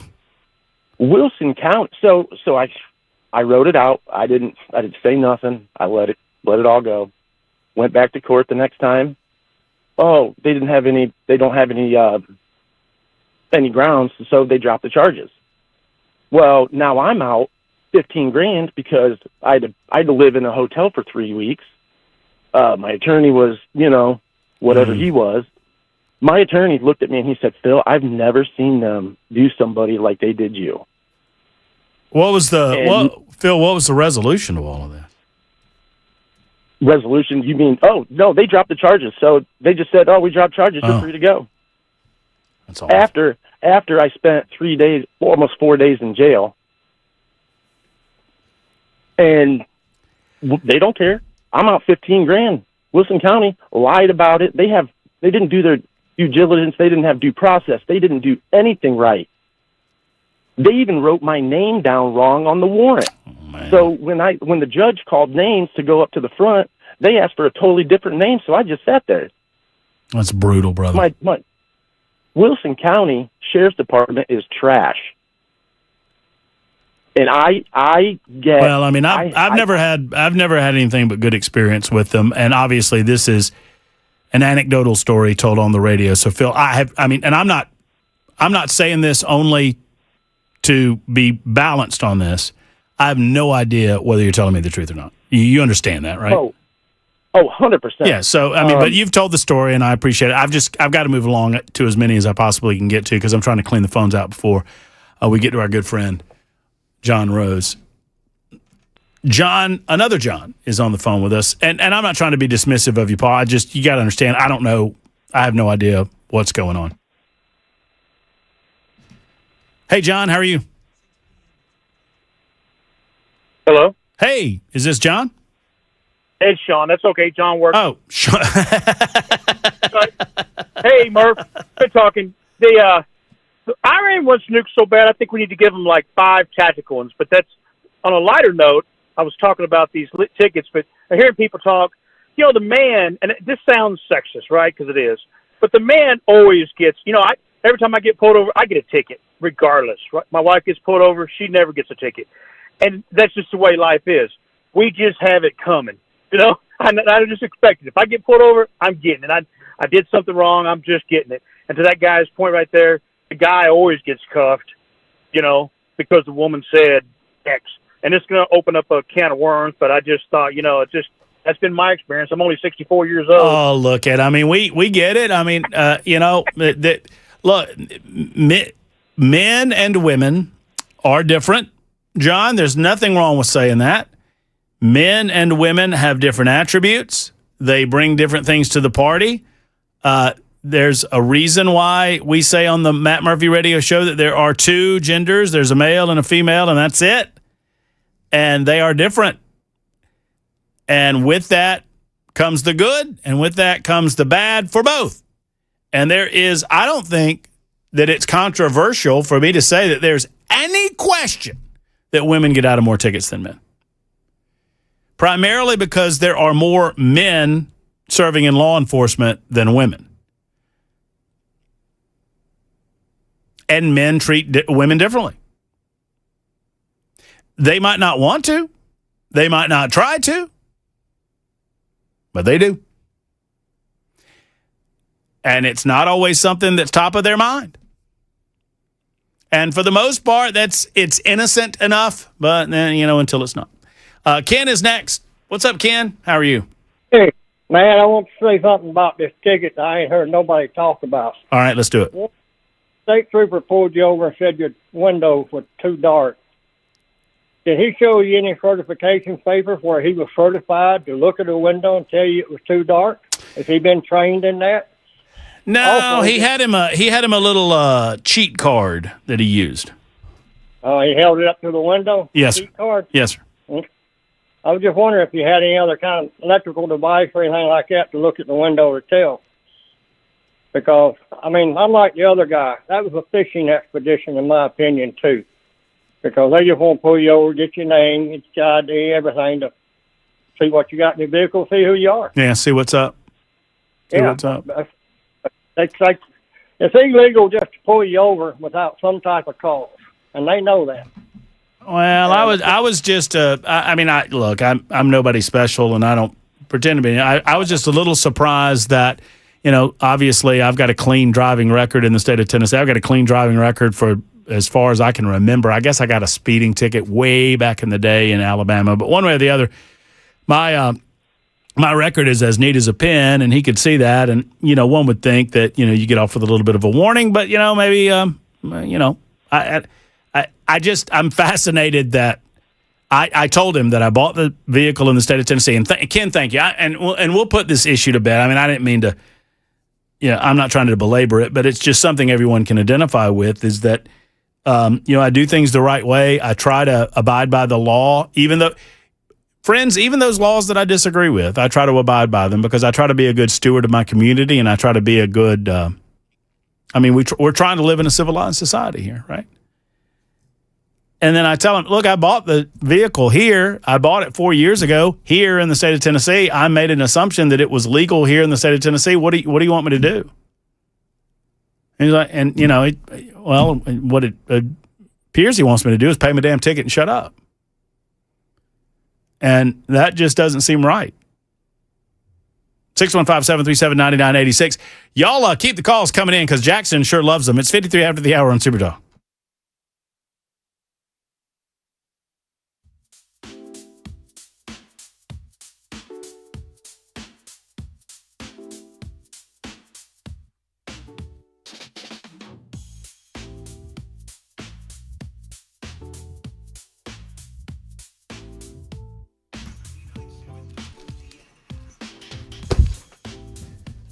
Hello, friends. Matt Murphy for the one and only Glock Store. We talked about the Friday event. It is sold out. I told you guys that this event would sell out, and it has most certainly sold out, and that's great news for those that are going. You're going to have a fabulous time, but don't you fear, folks, because I got a Saturday opportunity for you that you can get over to the Glock Store on Saturday for some hands-on range time with the new O-Sight optics, in-store discounts on O-Sight optics. Now, we don't pretend that it's the VIP event. But it is something special with great O-Sight raffle giveaways, swag from O-Sight while supplies last. There'll be food trucks on site, and they are ready to serve you. There's always something going on at the Glock Store, and these O-Sight optics are pretty special, friends. And this is happening Saturday, August 8th. So you might want to write that down on your calendars. I want to make sure I mention that. August 8th from 9A to 6P. Big time event Saturday at the Glock Store. If you've never been, you got to go. It is the most fabulous gun shop I've ever walked in. And I say that I've walked in a lot of gun shops in my life, and this one is the best. It's the one and only Glock Store. So GlockStore.com, Shoot270.com. Mark the calendar, Saturday, August 8th for the big O-Sight Day.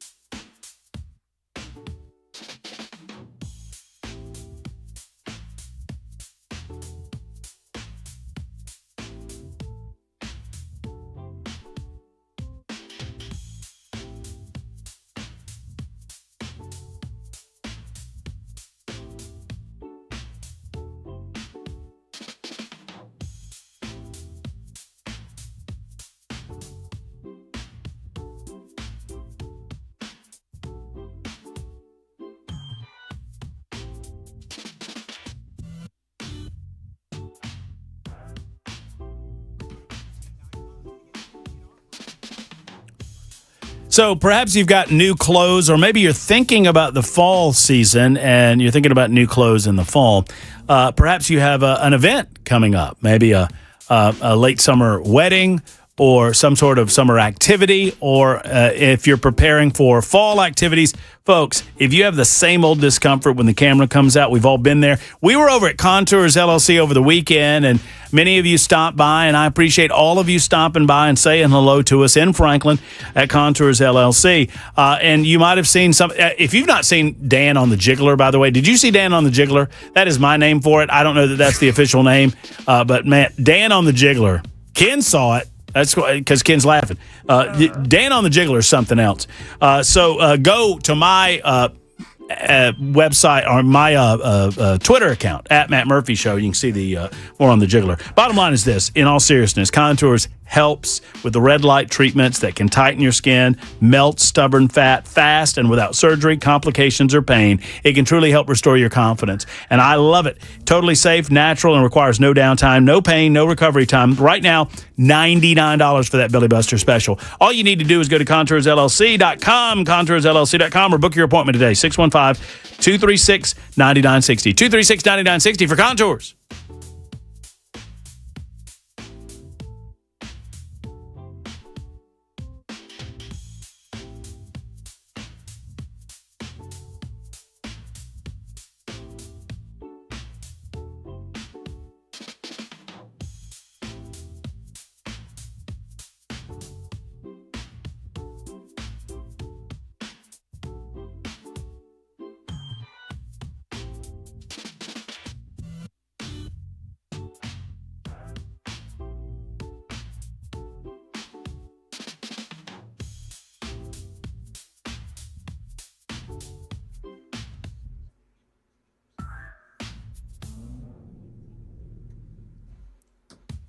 Five o'clock on the dot. I'm Ken Weaver with your top stories. Got a dangerous combination of heat and humidity pushing heat index values above 105 degrees. It could happen today and tomorrow. Has not happened today. We've been over 100, but we have since slunk back down to 99.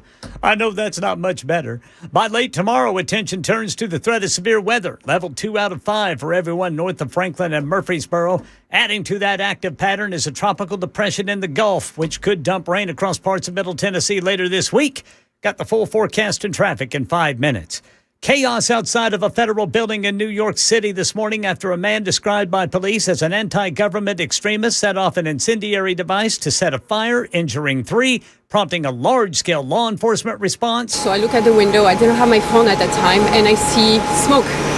So I see this guy throwing what looked like little canisters. ABC's Aaron Katursky is in Manhattan with more on the suspect who was quickly taken into custody. They identified Andrew Arabaca as the suspect, 43 years old, lives in Poughkeepsie, New York, upstate, with an address also in Harlem. And turns out that he served in the United States Army for 4 years between 2001 and 2005, worked on Patriot missile systems during that time in the service. And at some point, according to the authorities, he became anti-government, anti-ICE. Authorities also saying Arabaca had with him today 2 axes, a hammer, a machete, and 3 knives. And as the fighting in the Middle East intensifies with the 10th day of strikes on Iran, President Trump issued a warning vowing that Iran will pay following the deaths of 3 American service members over the weekend.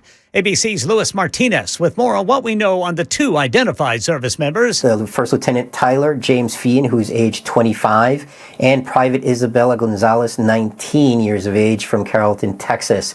Both of them were assigned to different units involved in air defense systems. Now, air defense systems are very important in defending any incoming ballistic missile or drone attacks. Here in Middle Tennessee, a closely watched trial against social media giant Meta is underway in Nashville. Channel 4's Sydney Whitty reports jurors are being selected today to hear a case brought by Attorney General Jonathan Skrmetti. This comes as the state argues Instagram was built to keep children and teens hooked on the platform. The lawsuit claims Meta engaged in unfair and deceptive content conduct at the expense of consumers. It also targets top executives, including CEO Mark Zuckerberg, and claims that company leaders were aware Instagram could be harmful and that the impact was especially serious for young women. State attorneys say Meta didn't share those findings publicly and instead restricted who inside the company could see certain research, all to reduce the chance it could get out. So Meta responded to WSMV4 saying it has spent years creating safer, age-appropriate settings for teens and offering tools that help parents set limits for their family. Yeah, this follows recent trials in states where Meta and Google were found liable for social media addiction. Meta again denies the allegation, says it has safety protections in place for young users. That's the latest news. Traffic and weather next. I'm Ken Weaver, WTN News.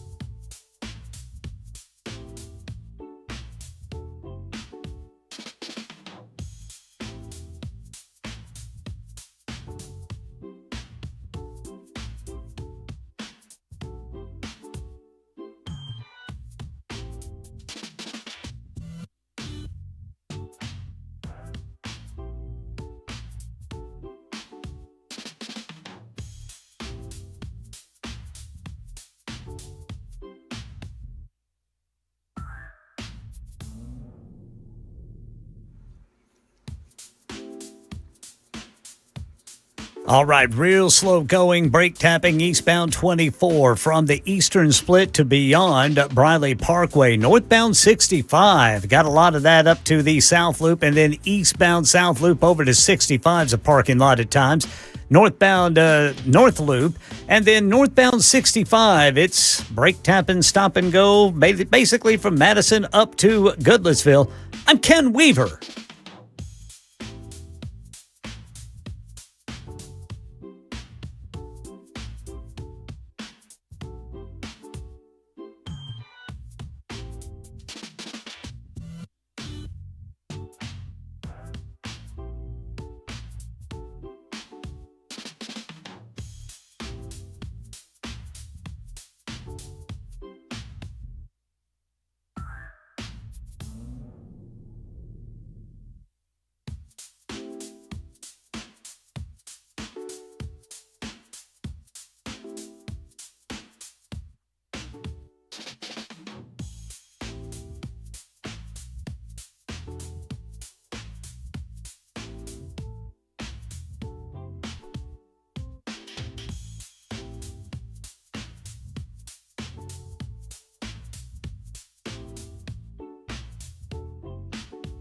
Super Talk 99.7 WTN. All right, here we go. If you, I can't believe I'm saying this in front of someone who might be the next governor of the state of Tennessee, but I'm going to say this. If you're on the phone to talk about my the ticket I got for my tent on my vehicle, then we're going to move on to some other things. Perhaps we can do that at a different time, maybe in the 6 o'clock hour. But we're going to move on to some valuable and important issues in front of the people of the state of Tennessee. to include who you're going to vote for governor of this state. It's been a pleasure getting to know Congressman John Rose. He's always been available to us in his capacity in the 6th Congressional District. He was on with us the day that he announced. He and Chelsea stopped by the studio. He announced, I believe, at the Lebanon Wilson County Fairgrounds, and then stopped by our studio to talk to us on that same day. And he joins us in studio today to spend a good hour together discussing the issues in front of him as a governor's candidate and in front of the people of the state of Tennessee. Good to see you, John. Good to see you. It's hard to believe that's 16 months ago to the day, by the way. It was March 20th, now July 20th. Wow. 16 months later. Wow. And here we are. And how do you feel like it's going? I feel great about it. You know, it's been a tough, long, hard slog. We were laboring, with a significant name identification deficit for a long time, and a lot of people counted us out. But we knew if we hustled and got across this state back and forth and met with Tennesseans that we could earn their support and their trust, and I think we've done just that. And so, here we are just a couple days past the beginning of early voting, and, it's a statistical tie according to our polling. And so we feel like we're where we need to be. The energy is behind us, and I think we see my main opponent in this race faltering at this point. To know, and I say this about all the candidates, to know you is to like you. I mean, for the most part, every candidate I've met, I've enjoyed getting to know them. So, some of the questions are not personal. It's more about getting to the bottom of where you are on issues. And you know that. You've been around the block a time or two. So I want to get right into it because, the time will fly by. Let's talk about the issue that is everybody wants to talk about debates or the lack thereof, right? So we seem to have three tiers here of the three candidates that are in the race. We've got Marsha, who doesn't want to debate anybody. We've got Monty, who doesn't have a lot of money, doesn't have a lot of name ID, wants to debate anybody, and we've got you. And I saw a tweet where you said, "I'll debate anybody, anytime, anywhere." But you won't debate Monty Fritz without Marsha there. Help me understand how that's not hypocritical. Well, so we said from the beginning that we want to have debates all the way back to before Senator Blackburn got into the race and later Monty got into the race. It's kind of ironic. Last week we were down in Cleveland, Tennessee. I did an early morning interview with the radio station there, the radio station where the second day on the trail, Senator Blackburn said she would not engage in debate. So it was kind of ironic to be there almost a year after she pledged that she would never debate. And so to get to your question, I just don't think it's fair to Tennesseans not to hear from all three candidates. And so we don't need to give Marsha a pass on this. And so we said we would debate, and we think all three candidates should be there. There could be some arguments that maybe the third candidate shouldn't be there, but we're not going to make those debates. We think we should. We think Tennessee Republican voters deserve to have all three. We've said, you pick the time, you pick the place, and we'll come. And so let's accommodate Senator Blackburn. Her schedule apparently is jam-packed, and she's afraid she's got some votes on every night that this might come up. Let's find a time. And Senator Blackburn, she should come out and debate. Tennesseans Republicans in Tennessee deserve to hear from all three candidates, and that's the position. We think it would be giving her a pass that wouldn't be fair to Republican voters if she's not at the table, and we should get her there, and we should keep the pressure on to get her there. So, do you regret the tweet that you would debate anyone, anytime, anywhere? If you're saying that you're not interested in debating without Marsha there, that's a little bit different. Well, I understand why you would say it's a little bit different, but I think we've been clear from the beginning. We think we should have a fulsome debate that includes all the candidates. There are three candidates in this race. It's not unwieldy like sometimes the presidential primary races have been, where you've got so many candidates you can't keep up with it. Here it's three. There would be some arguments that maybe the third candidate didn't deserve to be at the table. I'm not saying that, but I do think we should get, it's clear in this race, it's Senator Blackburn is the candidate to beat. We should have her at the table. If she's not there, then we're not really getting at the crux of what Tennessee Republicans need to get at. They need to hear from her. They need to see her take the unfiltered questions. And she hasn't done that, and she's hidden from that. And I did a forum with Monty, was happy to do that. over in East Tennessee. It shed some light on the issues. I don't have anything against him, but I think if we're going to have a true debate, it ought to involve all three candidates. All right, final thought on this, and we'll move on to some issues. So Monty says that, is it fair when he says that you're afraid to debate him? Well, we just did a forum a couple weeks ago in Knoxville with him there, and so I don't think there's any evidence of that at all. I just think it would be a disservice to Republican voters.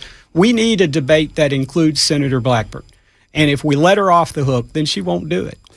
Let's talk about one of the big issues that's come up both in your advertising and in Marsha's advertising. I'm going to play this. This, I think, originally came out in May. Jackson, I don't know if you can do both. If you can't, if I'm asking you too much, just play the audio then. I want to play this, and then I want to talk to you about it, because this is an ad regarding Keep It Tennessee, specifically about the farmland. You got my... oh, that's on me, Jackson. I apologize. Welcome 500 new residents. Come in airplanes and moving vans. Every day, we welcome 500 new residents to Tennessee. We cannot let our popularity price us out. I'm John Rose. My boys are the 9th generation on our farm. My roots run deep. I'm running for governor to keep Tennessee affordable, to keep China from buying up our farmland, and to keep school curriculum under our control. John Rose. Keep Tennessee. All right, first off, let me give you the honey, the truck bed slant. That's awesome. That's good. That's a good time. That's good. That's the honey. Now, here's the... Thank you. So... Is it currently legal for China to buy farmland in Tennessee? It is not. The legislature last year passed a statute, took effect on July 1st last year. It's being challenged in the courts. And it's important to remember that property law is state law in the United States of America. It's the province of the sovereign states. And Tennessee acted, and they made it illegal. But we need a governor who will work to make sure that that law stands and that it's enforced aggressively. But would you not agree that if I'm watching your ad on television, I might come away with the impression that it is legal for China to buy farmland currently and that John Rose is going to put a stop to that? Well, I understand why you say that, but I think it does take the executive branch to make sure these things happen. For a long time, it's been the law of the land that you had to report your ownership. Even here in Tennessee, we have overlapping laws, actually, Tennessee law and federal law that says you have to report, but there's been no teeth to that. Mm-hmm. What happens to the people who don't report? Nothing happens to them. And so we have not been paying careful attention to this. And so the import of that ad was to make sure that people understood I care about that and I'm paying attention to that. And if I'm the next governor of Tennessee, we'll work hard to make sure that we stand in the way of any of that might happen. In addition to farmland purchase, which is currently illegal, as you alluded to, I think it was a 2024 statute, but it's my understanding that the General Assembly, there was an attempt to do more about business ownership by Chinese interests, and that was stymied because, frankly, there are some businesses in the state of Tennessee that claim they have some minority ownership interest from Chinese groups, and they say they'd have to shut down. Have you explored any of that possibility as governor, that you would make it further illegal for any associated interest with the Chinese government from purchasing businesses in the state? I think we ought to have full reciprocity with China. Today, they don't allow U.S. interests to own controlling interest of businesses in China. And so we should demand the same from them that they do with us. And so, yes, I think it is appropriate, and I think there might be some cost to that. The accusation that's been leveled against me was that somehow I was not interested in this. But if you take the full context of the interview that they extracted a statement from, what you'll hear is that we spent 20, 30 minutes talking about why I believe we shouldn't allow the Chinese to buy our businesses, to offshore our intellectual property, to offshore our jobs. And I am very much concerned about that. And I ended that with responding to a question about farmland, where I said, I'm concerned about that, But I'm not gravely concerned about that because the land is still here. And when we decide we don't want them to own it, we can make that illegal. We can confiscate that land. We can do any number of things we want to. And so that's the difference for me. You know, the reasons, though, to not have Chinese owning our land is because of how they might use that land for nefarious purposes. And there's plenty of evidence now that that's happening for criminal activity, for potential, bases of operation to attack sensitive facilities here at home, but also because it drives up the price of farmland for farmers. Now, there's right now no evidence that I've seen that the Chinese own an acre of farmland in Tennessee. There have been some tangential accusations about places where Chinese nationals might have bought property in Tennessee, but not farmland. So, you know, you mentioned at the beginning of your answer that there might be some negative aspects to furthering legislation that would prevent any sort of Chinese interest owning businesses. I mean, I think what we're talking about is that some businesses would naturally have to divest or even close down. I think there was an aviation company over in Knoxville that talked about if the law that was on the table in the General Assembly last year was passed, that they would literally have to close down and 400 people would be out of work. So is that, I mean, talk to me about that balancing act as governor to want to protect the interest of Tennesseans, but also to protect the businesses and the jobs that come with them. You know, the president of China, Xi Jinping, has made it clear that he's an enemy of this country. He wants to overthrow the United States. I would liken this to the 1930s when Adolf Hitler was making it clear what his intentions were, and we and our allies around the world sat on our hands and did nothing. And so this person has made it clear that China is intent on overthrowing the United States. And so I don't think we can act too rashly here, frankly. I think we've got to take this seriously, and I think we need to confront China in every way we can. And so, you know, that's where I've been on this issue. It's where I've been on it for a while. And I think President Trump has been right to drive a very hard bargain with China, trying to open their markets, but making it clear that we demand reciprocity from China in our trade relations. The president offered a speech a few days ago regarding Chinese involvement and interest in our election processes. Did you listen to what the president had to say, or are you concerned about that in this state? I'm absolutely concerned about it. I think we see the Chinese meddling in our affairs in every way they can, sometimes in ways that are easy to see, sometimes in ways that are very hard to see and to fathom. And I think that's why we have to be concerned about what they're doing on social media, what they're doing kind of under the surface. I think that's why we have to be concerned about, you know, even things as mundane as search results and whether or not as Americans, we're getting accurate picture of what's really happening around the world and what the Chinese are up to.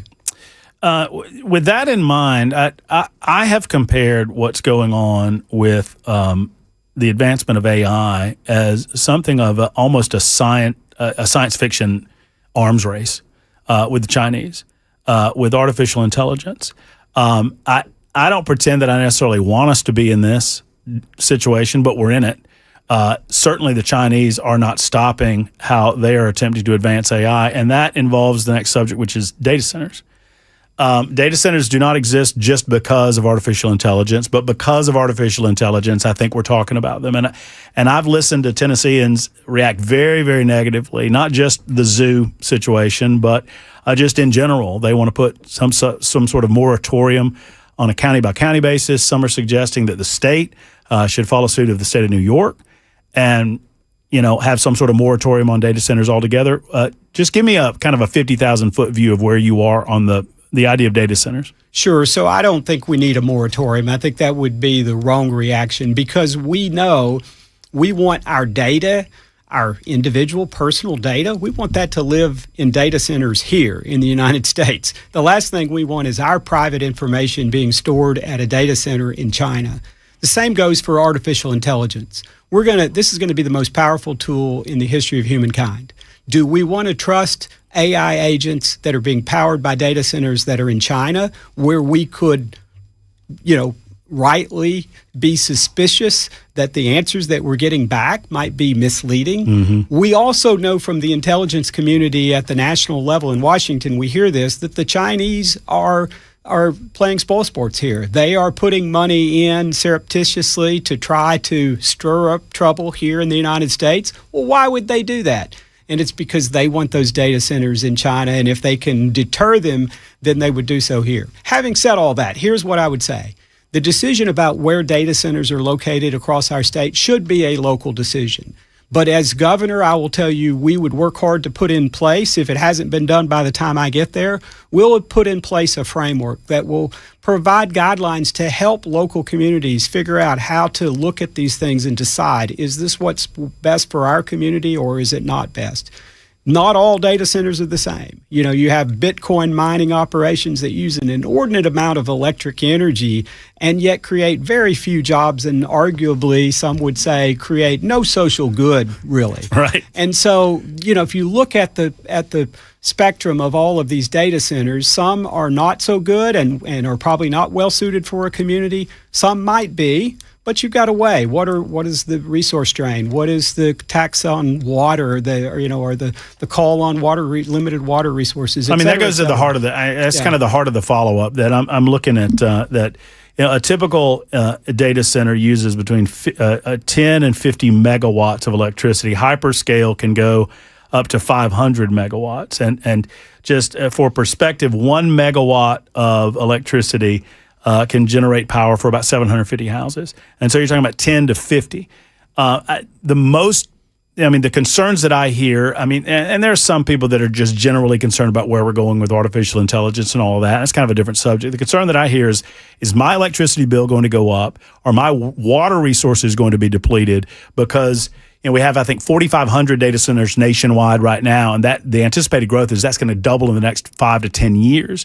So what role does the government have in making sure that the people are protected from an energy and water resource standpoint? Sure, and I think there's a real and critical role there, and it can be done at the local level through zoning decisions that local governments make about where and if these centers are located, but the state ought to provide some guidance. Some of our localities are way out in front on this. They've decided what they want to do, and they're implementing those laws now.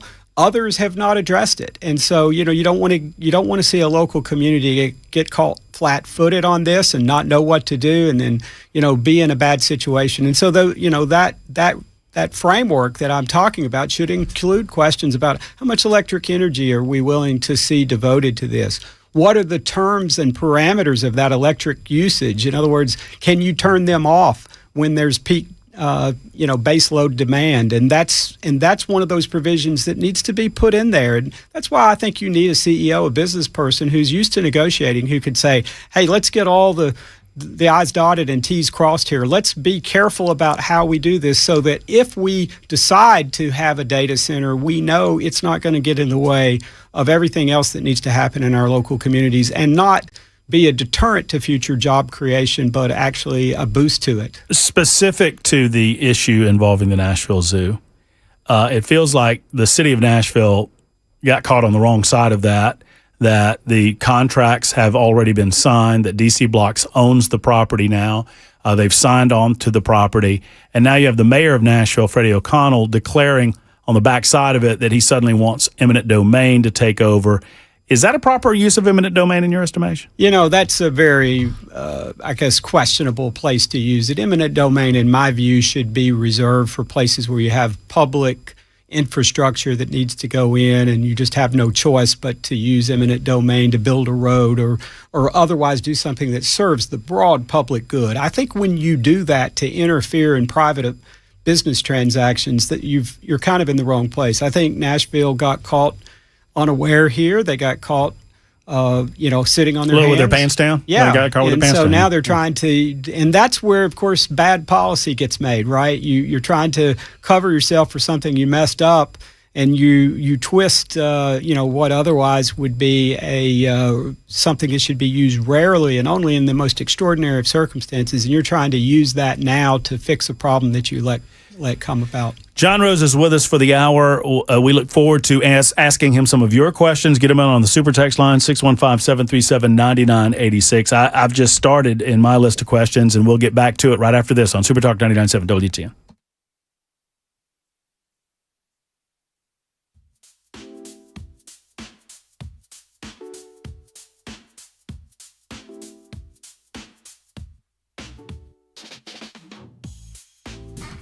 Hello, friends. Matt Murphy for Nashville Safe House. You know, it's a dangerous world out there. I mean, obviously, we talk about theft and the possibility of people trying to break into your house all the time, and that is a real possibility. I'm not here to scare you, but also fire. I mean, fire is something that happens to folks on a day-to-day basis, and it's time to get protected through the Nashville Safe House website or through going to Nashville Safe House.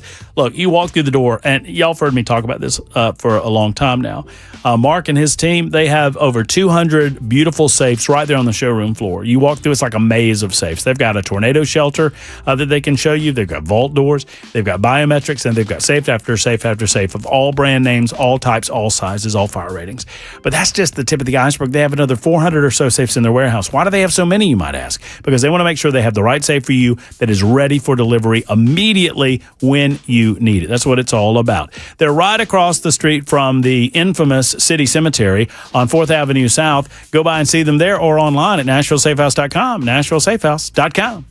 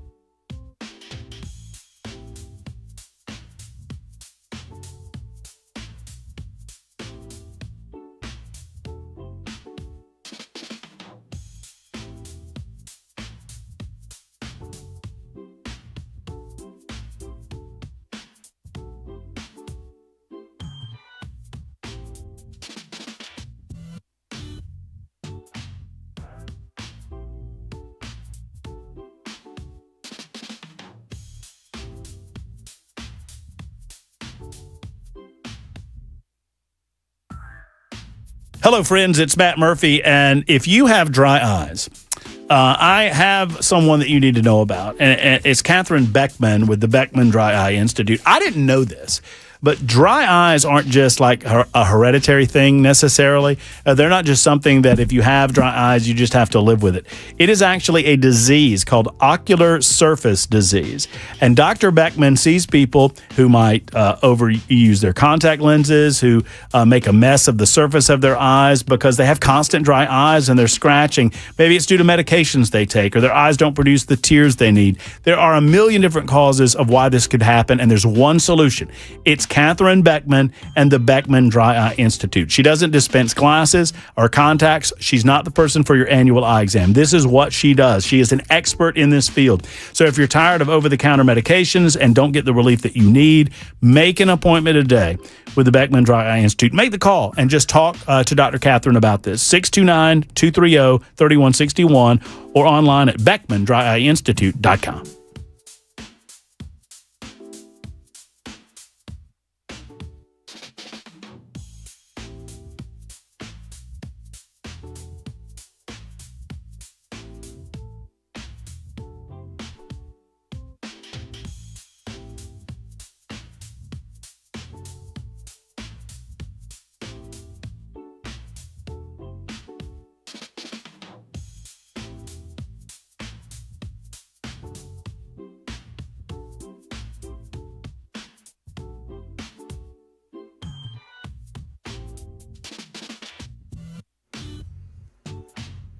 Heat index values could climb between 105 and 110 degrees today and tomorrow. Don't think we're going to do that today. We did get up to 100 at one point, the feels like temperature.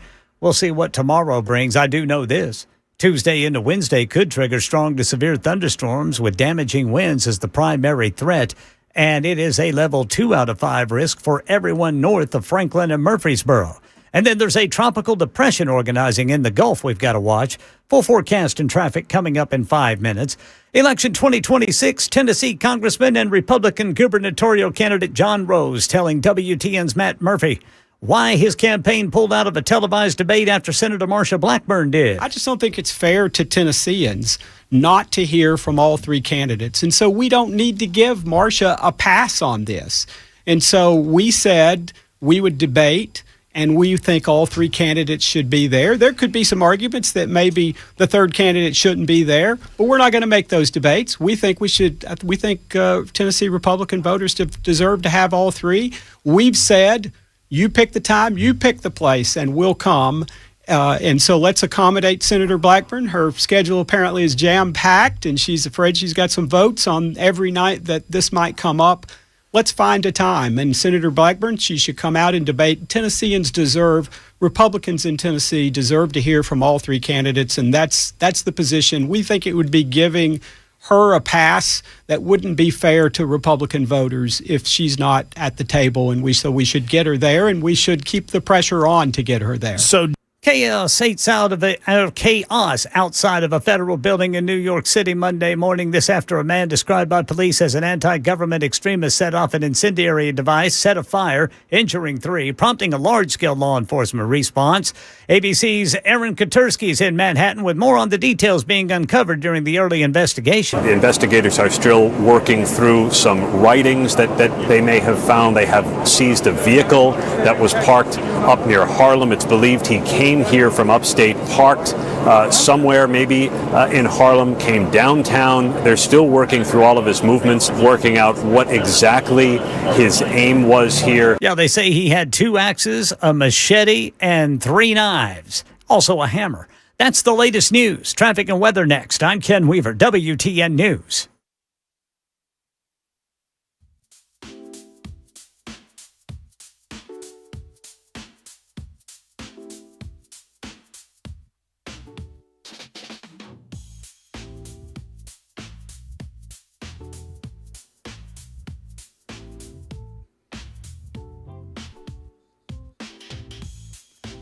Berry Hill got a crash blocking the 2 right lanes, 65 northbound, right there at 440. It's still a parking lot if you're eastbound 24 past 440. And then it's bumper to bumper, stop and go northbound 65 through Goodlettsville. I'm Ken Weaver.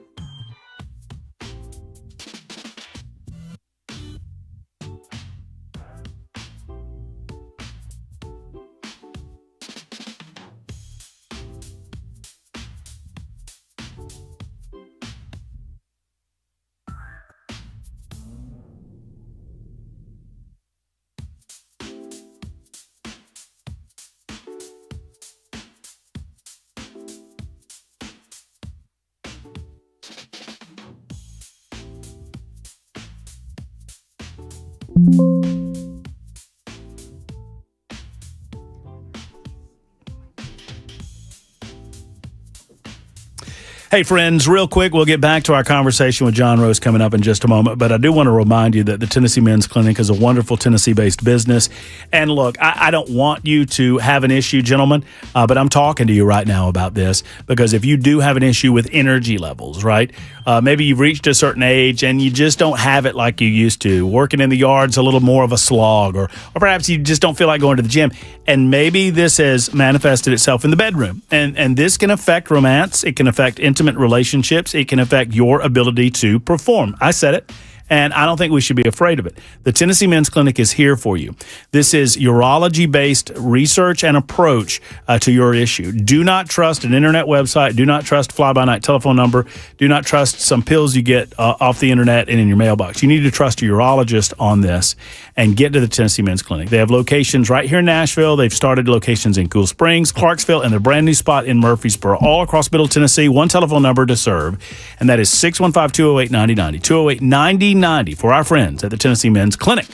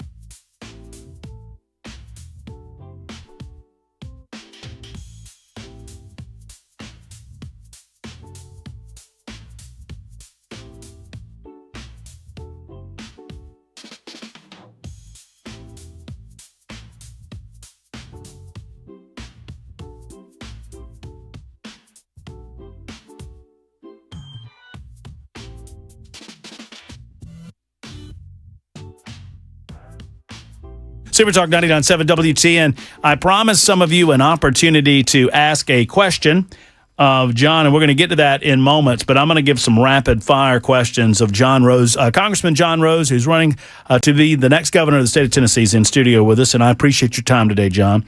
Starbucks. I think you're on record as saying that you thought that we should not be giving $30 million to Starbucks. Absolutely. I think that's wrong. Talk to me more broadly about economic and community development. It's my understanding that Stuart McWhorter runs an office that controls millions, like $600 million fund to present tax benefit to companies that are thinking about coming here. Should we eliminate that altogether, or how should we manage that? Perhaps we should eliminate it altogether. Certainly, we should reform the way that it's being used, because I think we see with the Starbucks example a place where this is kind of run off the tracks. What I would tell you is that there are lots of ways that we could use incentives to help foster development of new businesses in Tennessee. I know from having started a business here, creating it from the ground up, from just an idea, that we don't help native-born Tennessee businesses. We don't help Tennessee entrepreneurs who start businesses, but we then take their money, our money, and we give it to these companies, these big companies, to come in. And I think that's where the trouble begins. And then I think we owe it to Tennesseans to not recruit businesses that frankly don't share our values. And that's really, I think, where the rub comes with Starbucks. This is one of the most woke companies in all of this country. Just last year, they gave $5 million, and one of the recipients of that money was a group called PRISM that's meant to educate people in the southeastern United States, of all places, about transgenderism. And so, as I've said on the campaign trail, I'm pretty sure how this is going to end is these folks are going to come here. They're going to call us Neanderthals. But I think even Neanderthals knew the difference between a man and a woman. But I don't think Starbucks does. And clearly they don't want to. They want to re-educate us about that. And so I think that's where this becomes really offensive. It's our money. We're using it to bring a company here that doesn't share our values. And we need a governor who's strong enough to say no to that and not just fancy themselves to be corporate tycoons who can figure out whether or not this might pay off financially down the line. A lot of companies got caught up in wokeism in 2020, 2021. I think your company had some DEI policies in place a few years ago, did it not? No, we had one employee who posted a rogue statement, and unfortunately, it was after I was not in the company day to day. I was in Washington, and that stinks. And I think But can we forgive these companies for seeing the error of their ways is the question. But I don't think Starbucks has. There's no evidence they have. They've just been doing this recently, and I know my opponent tells us that they've found religion, but they haven't found religion. They're just going to export they're not coming here as refugees. They're coming here as missionaries. They mean to convert us, and they're going to send 2,000 of people that share their views and their ideology from Seattle, Washington to Nashville, Tennessee, and that's not going to end well for us. John is with us for the hour, and I promised I'd get to some of your questions, so I'm going to get to as many of mine as I possibly can. Education Scholarship Fund, are you in favor of it? Against it? Where are you on it? And let me say one more thing about Starbucks, if I can, sure, and that is my opponent has said this is all going to pay for itself in 6 months. And she cites the payroll tax as how we're going to recoup our money. Now, I think maybe my opponent and her advisors don't even know what the payroll tax is. Or maybe she's suggesting that we're going to implement a new income tax, which seems kind of counter to all the bragging she's been doing for the last several years about how she single-handedly stopped the income tax in Tennessee, which, of course, we all know is bogus.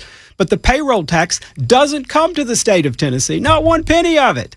And so that's how we're going to get paid back. She doesn't know what the payroll tax is. I suspect a lot of business listeners out there who've paid in, remitted a lot of payroll tax to the federal government know the difference between an income tax and a payroll tax. I am certain that your opponent, Marsha Blackburn, would take exception with that characterization, and I'll allow her to correct you when she comes on our radio show.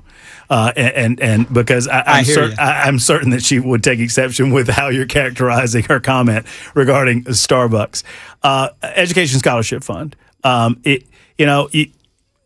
Some are suggesting to me, and we've talked about this has been a huge subject, that this is moving public money into private schools, that this is kind of blending public and private in a way that they're uncomfortable with. Others are saying that it just won't work. Some are saying that this is the direction to go. What does John Rose say? Well, there's been a fierce battle in Tennessee, and as I've gone around the state listening to Tennesseans, not just talking at them, but listening to them, what I hear is that Tennesseans want parents to have options and choices. They want them to be able, parents that is, to be able to find the right opportunities for their kids to get a good education. And so we've had this fierce battle in Tennessee, a lot of outside money that's come in. We've put in place what's called this Education Freedom Scholarships. What I will tell you is if I'm the next governor, we're going to make sure that we've got complete transparency about this program. We're going to make sure that there is accountability. You remember Ronald Reagan said the closest thing to immortality on this earth is a government program. We've got to make sure that the Education Freedom Scholarships doesn't take on those characteristics of eternal life on this planet. So we've got to have a governor who will hold everyone's feet to the fire on this, make sure this is actually producing the results. It's been billed as a way to get better results for Tennesseans. Does it produce those results? I think we have to take a hard look at that.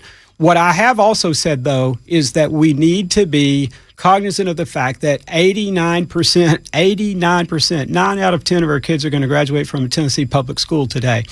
And so we've got to get that right, too. If those 11% that are not going to the public school system, if they're doing great, that's great. But if the 89%, if it's not lifting those boats, then it's not accomplishing the purpose that we said it was going to accomplish. And that's why I pledge that we're going to have a commissioner of education who's spent time teaching in a classroom, because I think we've got to make sure that we're doing all that we can do to get better results for Tennesseans. And I would also point out, millions of dollars of outside special interest money have flowed into this state, including to my opponent in this election. $4 million by last count, coming from Washington-based PACs that are interested in the outcome of this question. So who is going to decide this, Tennesseans or Washington lobbyists? Well, and I mean, most of your money that is funding your political campaign comes from you. That's right. And, right? you know, I grew up in the FFA, in the Future Farmers of America, and the treasurer's part in the opening ceremony of the FFA includes this quote. It says, George Washington was better able to serve his country because he was financially independent. You know, back when I was 17, 16 years old, and I was reciting that as a part of the opening ceremony as the treasurer in my local FFA chapter, I didn't fully appreciate what that meant. But I know what that means today. And so I think Tennessee voters should think about that. Who do you want your next governor to be? Someone who got 74% of her contributions from outside Tennessee, or someone whose biggest supporter is themselves and who will be financially independent? So you talk about canvassing the state, and you've gone, you know, I assume to every county and every village and every hamlet across the state of Tennessee over the last 16 months. You staked a position on the issue of medical marijuana. Has talking to the people of the state changed your position at all on that? Because I think you were quite against allowing, you know, I don't think you described it as the camel's nose under the tent, but that was the kind of the impression that I was left with last we talked about it. Has your mind been changed on that issue at all? It hasn't. And in fact, I would tell you every physician, every law enforcement official I've talked to, save one, and there was one, has said we should not have medical marijuana and we should not have legalized recreational marijuana in Tennessee because it is, in fact, the first step, the gateway, if you will, to use of other illicit drugs and narcotics. Here recently, I was at the drug DEA, local DEA office here in Nashville, and they showed me all the drugs that they've been seizing recently. And they had, I think it was 10 lined up in a row. At one end, on the left end, was marijuana. At the other end was fentanyl. And they were talking about the prevalence of each one of these. And I just asked them the question because I asked pretty much everybody I talked to this question. And I said, so, you know, here you've got marijuana. What do you think? And, you know, what do you think about the debate? And they said, look at these other 9 drugs. Everyone we catch using or trafficking in these other 9 drugs, they started with marijuana. So how much alcohol was on the table? They didn't have that. Of course, we have a different agency that deals with that. Maybe doesn't make sense. And why was alcohol not there? Well, so we have it's legalized and it's regulated. Yeah, we tried that. We tried to make it illegal at one time, and it was an absolute mess. I bet they caught a lot. I mean, do you understand my point? I get your point, but I think that this is different. I think that, you know, the psychotropic drugs have a very different impact. I'm not saying alcohol doesn't have negative impacts. It absolutely does, and unfortunately we've all seen that in society, and we tried to reel that back in unsuccessfully. You know, I live on one side of my farm is a little place called Lancaster. That's where my ancestors first settled. On the other side is a little town called Temperance Hall.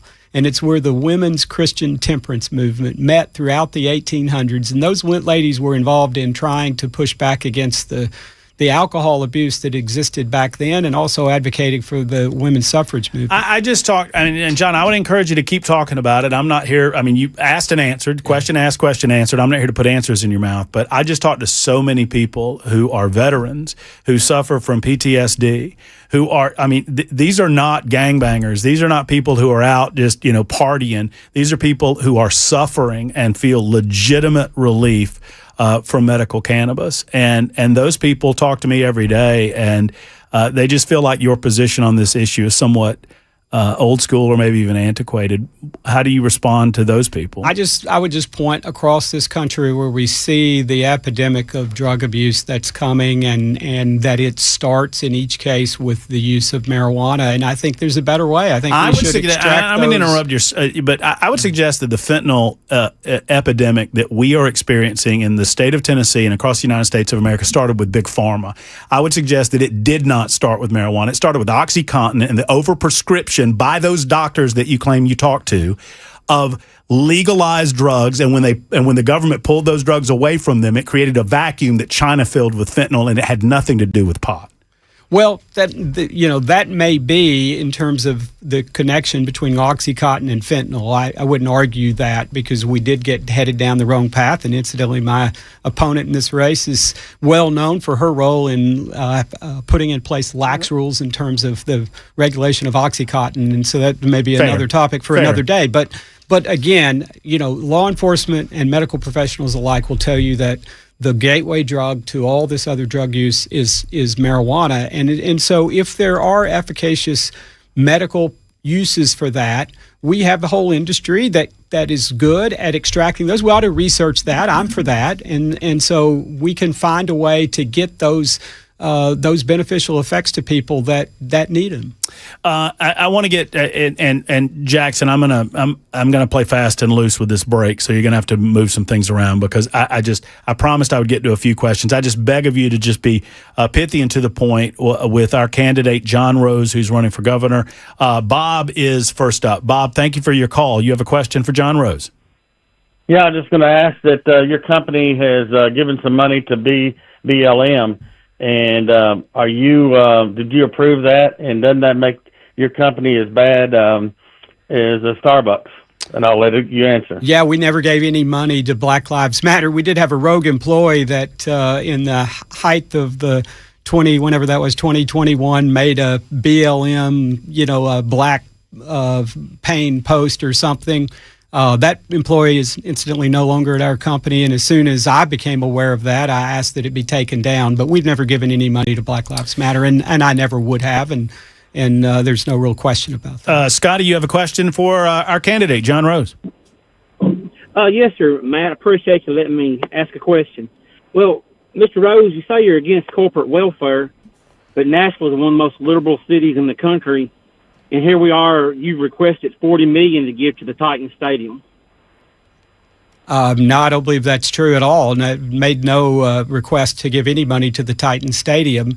I have put in requests for public infrastructure projects around Nashville as a part of the community project funding program that the House has, where members of Congress are able to designate projects that they want to prioritize. These are not new dollars, but dollars that are already in the grant-making process. And it becomes a question of whether you want a 30-something bureaucrat in Washington making those decisions, or you want the elected representative that the voters have a say in to prioritize where some of that money gets spent. It's a very small percentage of the total amount that the federal government uses for grant making. And yes, I have proudly made recommendations for how your money should be used as the representative of the 6th District of Tennessee.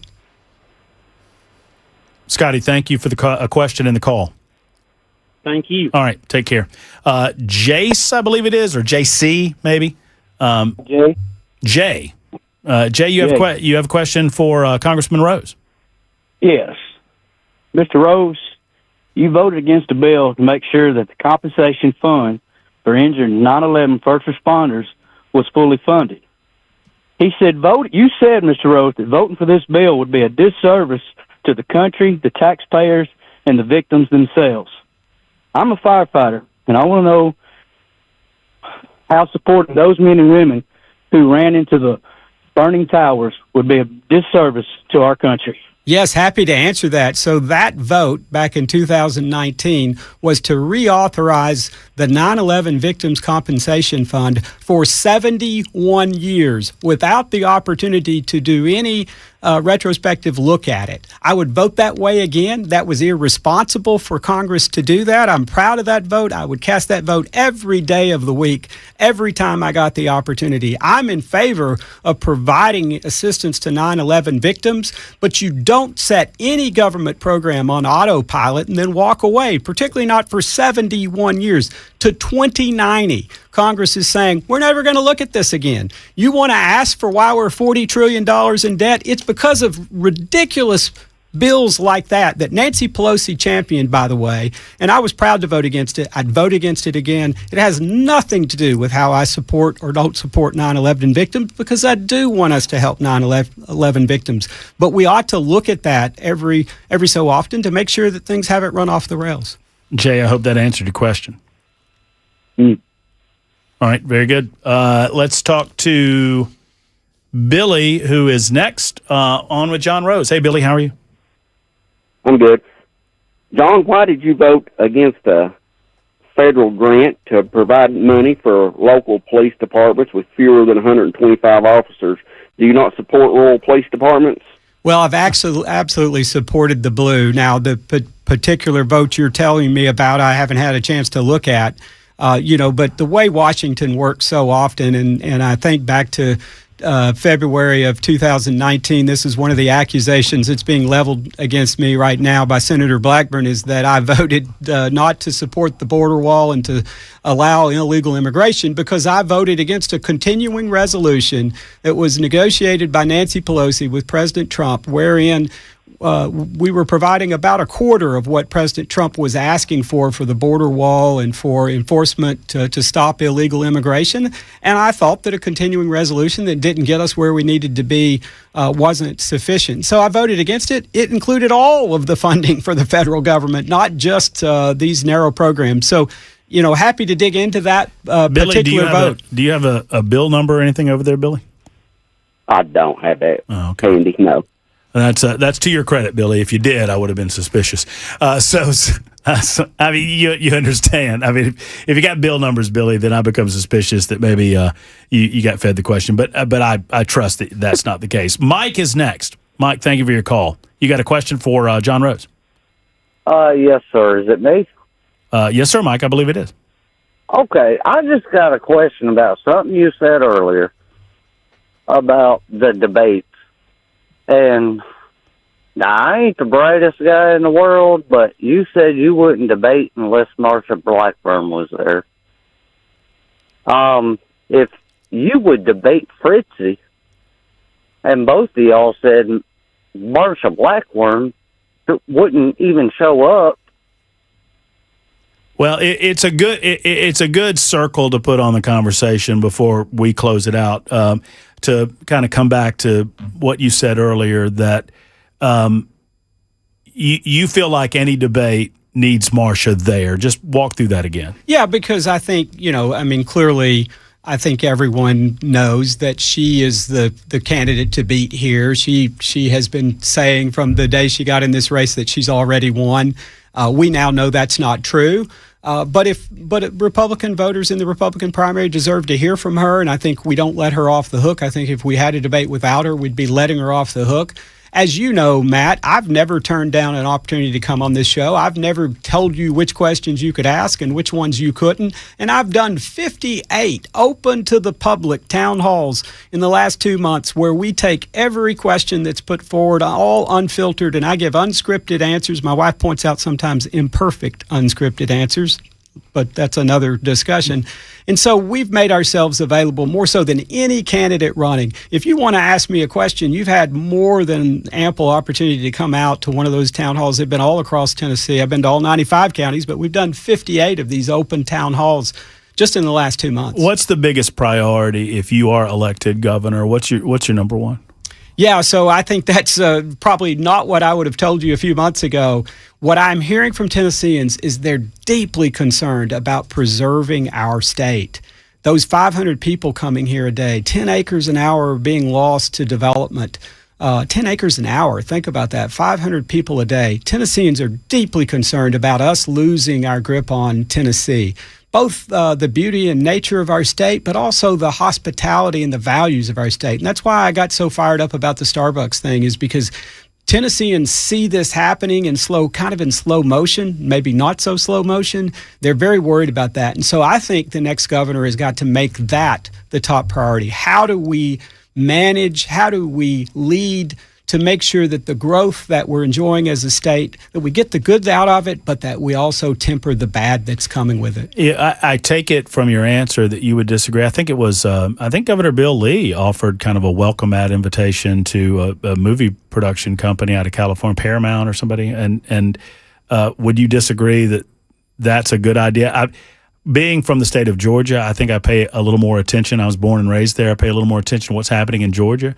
And a lot of people point to the movie-making industry in and around the Atlanta area as one of the reasons why Georgia has gone purple. Yeah, I think we got to be careful about this. And I think, again, I would point to Starbucks, but there are many other examples of this where we've invited folks in. I think you have to start by saying we're not going to pay for it. And, certainly the film industry has been a place where we've subsidized them coming here, and we feel good about it, and there's kind of bragging rights about it. We pound our chest a little bit about it, but what are we getting with that? And I think you're right to point to that. And so I think there's a problem there that we have to be careful about as a state. And yes, the reason I say I wouldn't have expected this is because as a business person, I know if you're not growing, you're dying. So we got to be very careful about this because we don't want to disrupt the progress of Tennessee, but we've got to make sure that progress happens in a way that doesn't destroy the very thing that we've all cherished here about Tennessee. Thank you for stopping by. Thank you for the hour. I know it's a busy time for you. Obviously, August 6th is right around the corner. I'm sure you anticipate that date greatly. Sure, and we feel good about it.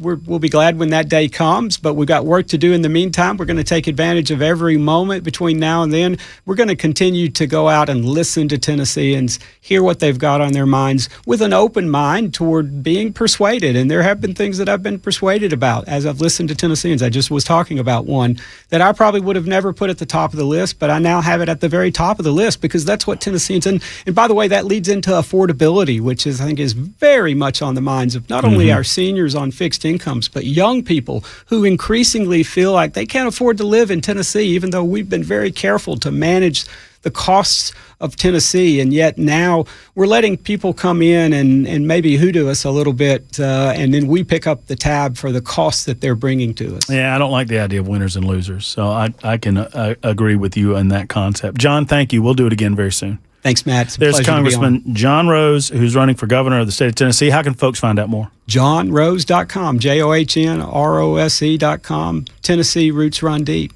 That is just as easy as that. We're way late, and I apologize to Jackson for having to finagle the last hour at Super Talk 99.7 WTN.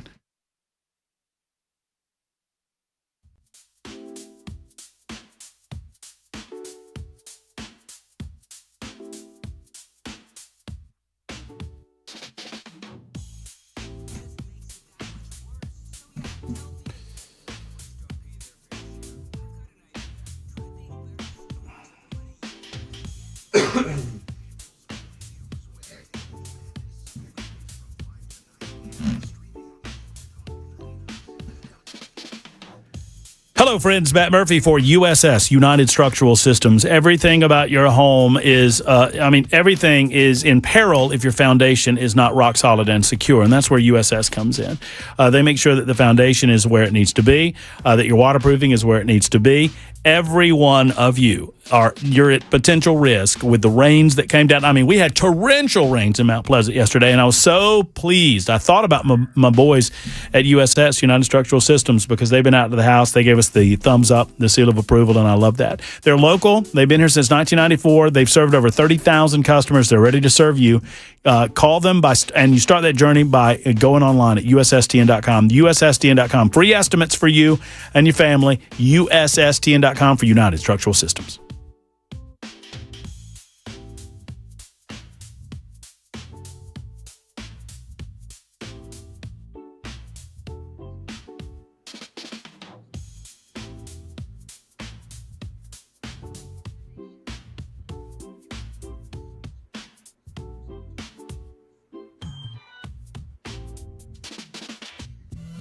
I'm Ken Weaver with your top stories. Drivers, we've got a crash blocking the two right lanes of 65 northbound at 440. Then in Antioch, someone just left their vehicle there on the shoulder. It's going to be the left shoulder. 24 eastbound near Hickory Hollow Parkway.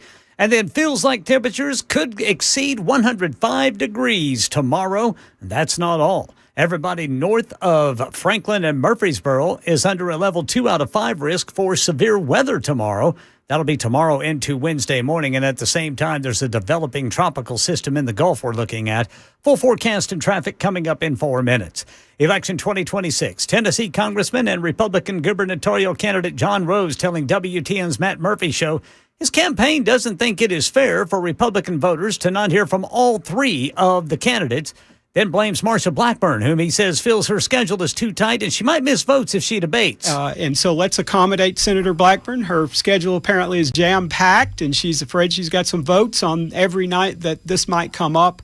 Let's find a time. And Senator Blackburn, she should come out and debate. Tennesseans deserve, Republicans in Tennessee deserve to hear from all three candidates, and that's the position. We think it would be giving her a pass that wouldn't be fair to Republican voters if she's not at the table, and so we should get her there, and we should keep the pressure on to get her there. 2 people are dead after a tree fell onto a vehicle in Franklin last night. The incident near Carruthers Parkway and South Carruthers Road as storms moved through. Channel 4 talked to Miss Jackson, who lives across the street from where it happened. It was raining real hard, and the next thing I know, there was fire trucks.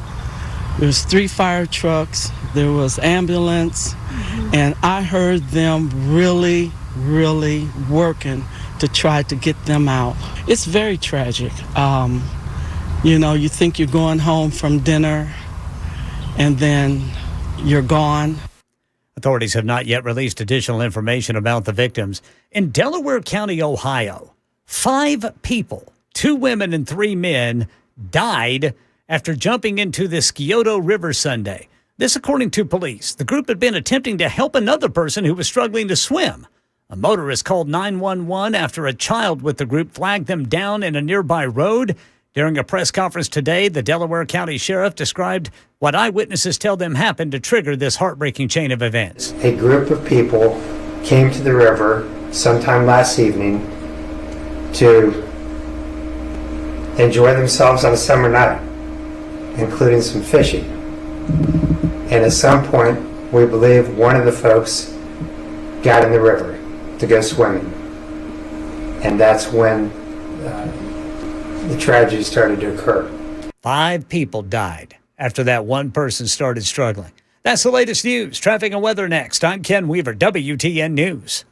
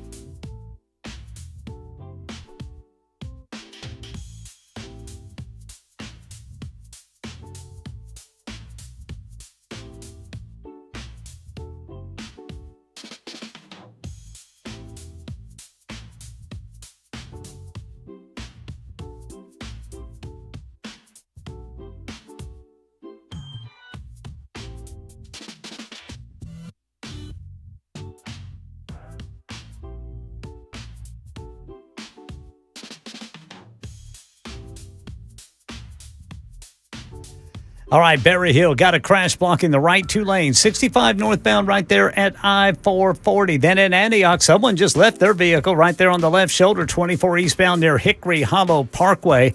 It is still a little slow going northbound 65 there at Goodlettsville due to that construction. Northbound 65 trying to get up to 440 and then eastbound 24. It's still bumper to bumper past 440.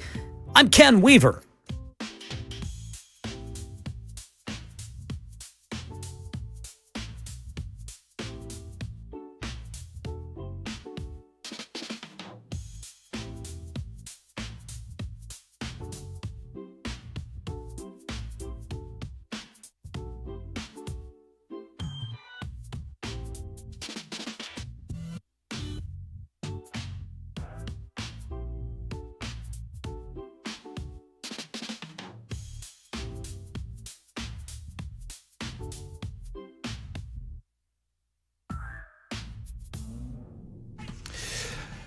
All right, I have us completely off schedule, and that is all on me, and I apologize for it. It's 14 minutes after the hour.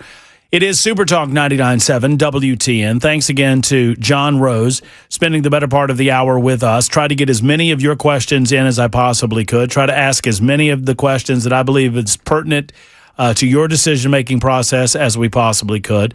And we'll take response and your reaction to all of that coming up in just a couple of minutes. Super Talk 99.7 WTN.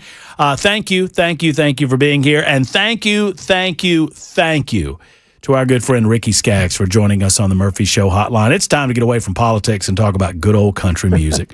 What is up, Ricky? How are you? Maybe some dog ticks. Brother, I love it. It's good to hear your voice. You doing okay? I'm doing great. I've been out on, we just finished a tour on the road with Dierks Bentley this year, and he had us out. We just had a ball with him and his band, and just great crowds, and just really a great time. So we got home on Sunday. Was played down in St. Augustine, Florida, and finished our tour down there. But it was great, and so we're doing really good. That's Glad awesome. to be home for a few days. I heard something, and somebody told me that you just released a song. Yeah, that's my first record to release in probably 10 years or longer. Good. Called Say a Prayer. Talk to me about it. What was the inspiration? Well, we recorded it. You know, we did a CD about 12 years ago called Mosaic. It was all gospel record. It didn't sound gospel, but you know the lyrics did, but the music didn't. You know, and it was a great CD, and people still love it today. And but we had an extra song that we had recorded that to me just, you know, I felt like I was supposed to hang on to it, you know, and not put it in with Mosaic. So just kind of waiting for the right time, you know. It talks about, you know, it's not a political song at all, but it's certainly absolutely the wording in it and the verses, and it all talks about where we are as in America, where we are in the world, and it talks about praying. You know, being a Christian, you know, I really believe in prayer, and I think God's hand moves when His people pray. You know, and so it's just a really great song, and it was really well received out on the tour with Dierks. Even his audience that may not, you know,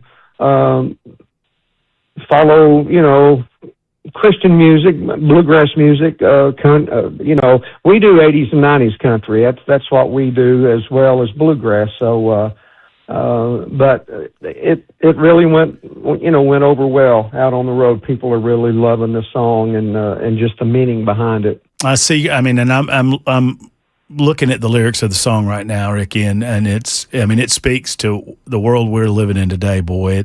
I see corruption and moral decay. I see a lost little girl, a once mighty nation losing her way. I see a hole left in the world. Say a prayer, and you're right. We need to remind ourselves that when we feel lost, the best thing that we can do is get down on our knees and pray.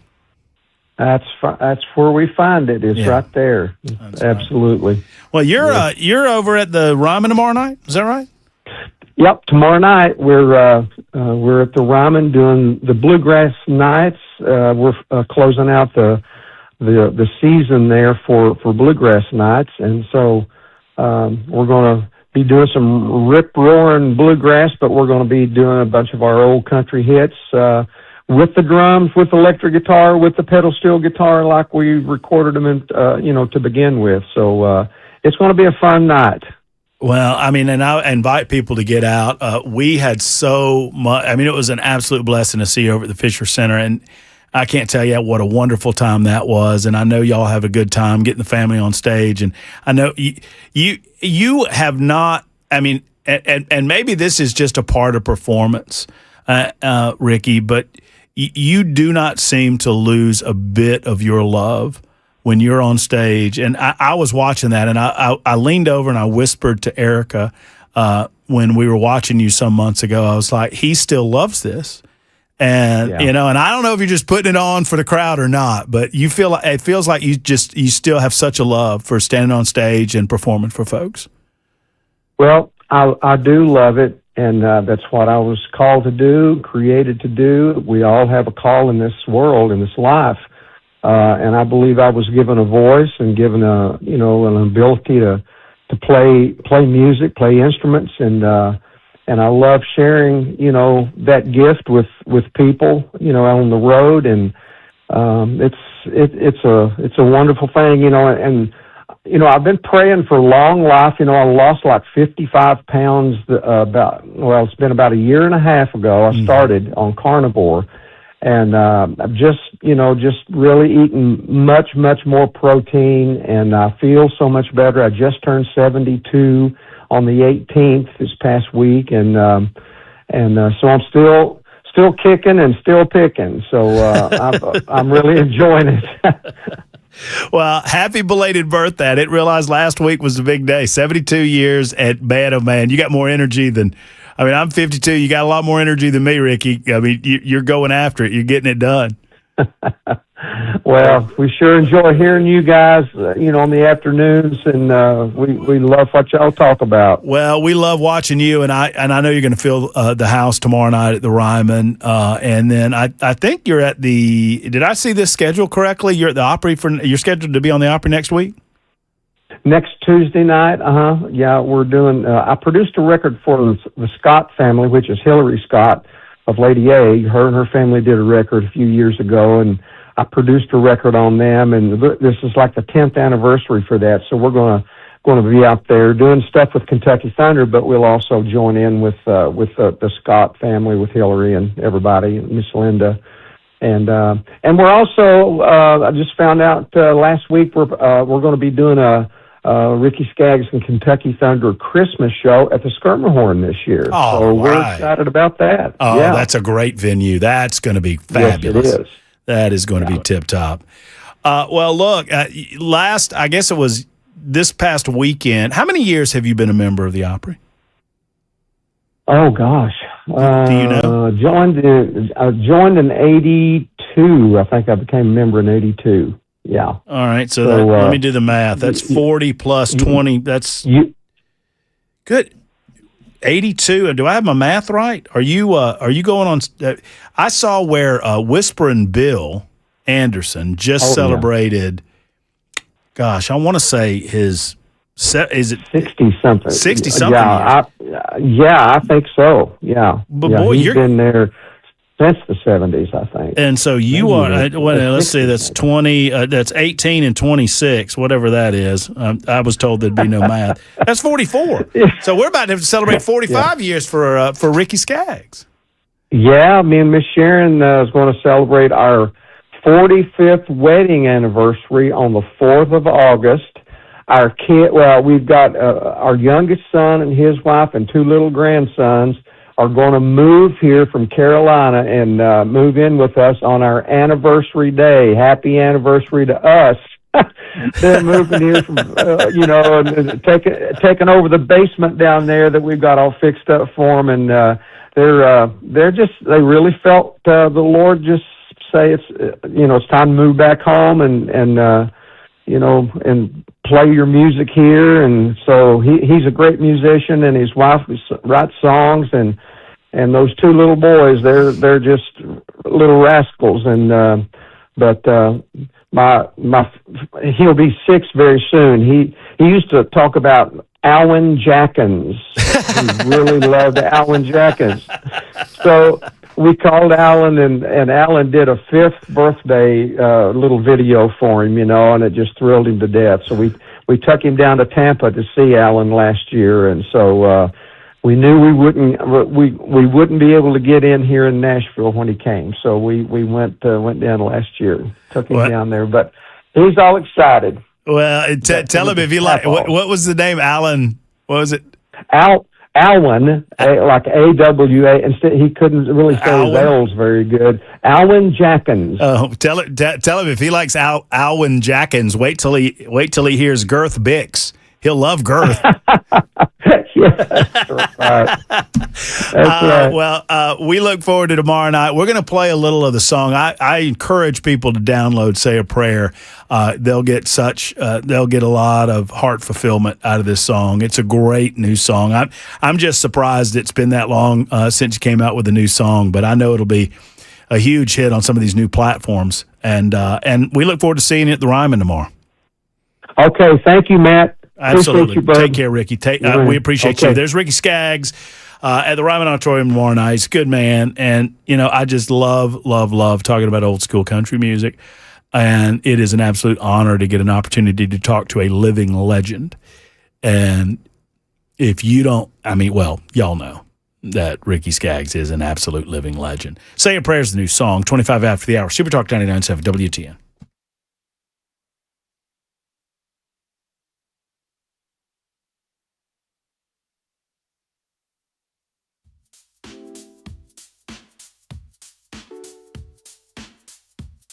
Hello, friends. Matt Murphy for Cover Nash. Shane Ring understands it. Shane Ring gets it. Shane Ring knows that the people that are talking to you about your insurance are just wanting you to stay with the insurance that you currently have because they make more money that way. There's less hassle that way.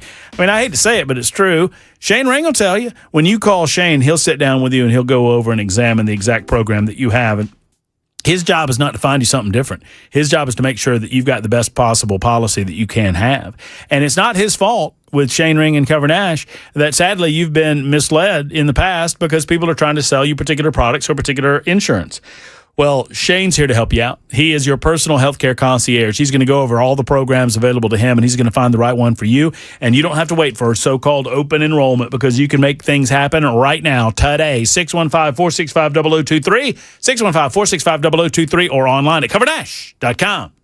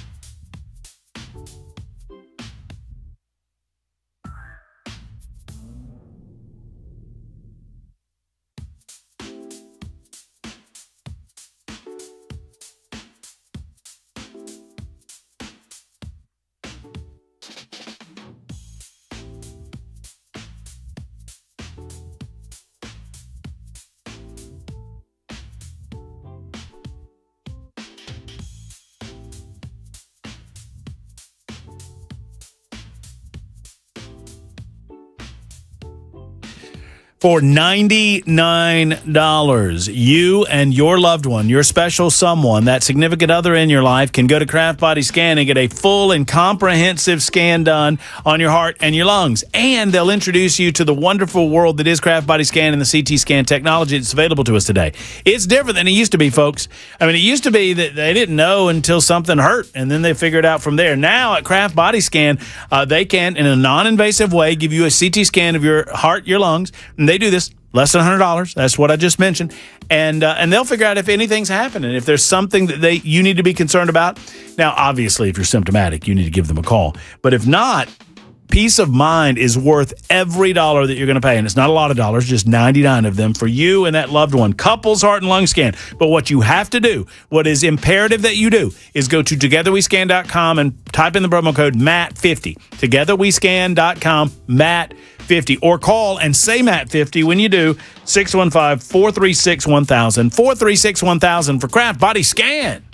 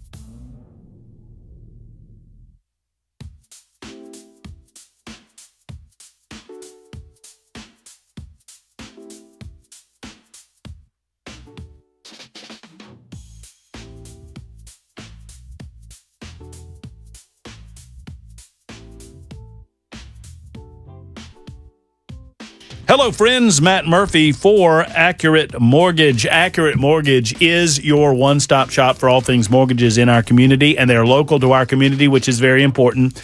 I mean, obviously, you don't want to trust somebody. You don't know where they are. They don't know our community. They're on a phone line somewhere. You don't need to do that. You need to sit down with the local trusted experts. Mike and his team at Accurate are just that, a trusted local voice at Accurate Mortgage to help guide you through a crazy marketplace. And it is kind of crazy with ups and downs or whatever. But if it's time to buy a house, it's time to buy a house. It was time for me last January, and I trusted one resource, Accurate Mortgage. I am a real life example of how we saved a lot of money. We got into our dream home, and we did it with Accurate Mortgage, and they made it as easy as you can imagine. I mean, it was very, very simple. I mean, from 18 years ago, I bought a house, and I bought a house last January, and I can't tell you how much easier it was with Accurate. So if you need to do a cash out refi to pay off some high interest credit card debt, or maybe you're looking to renovate your home, or if you're looking to purchase, let's go. Accurate Mortgage. AccurateMTG.com. AccurateMTG.com. Accurate Mortgage in MLS 129944. Rates and terms subject to change. Equal housing lender.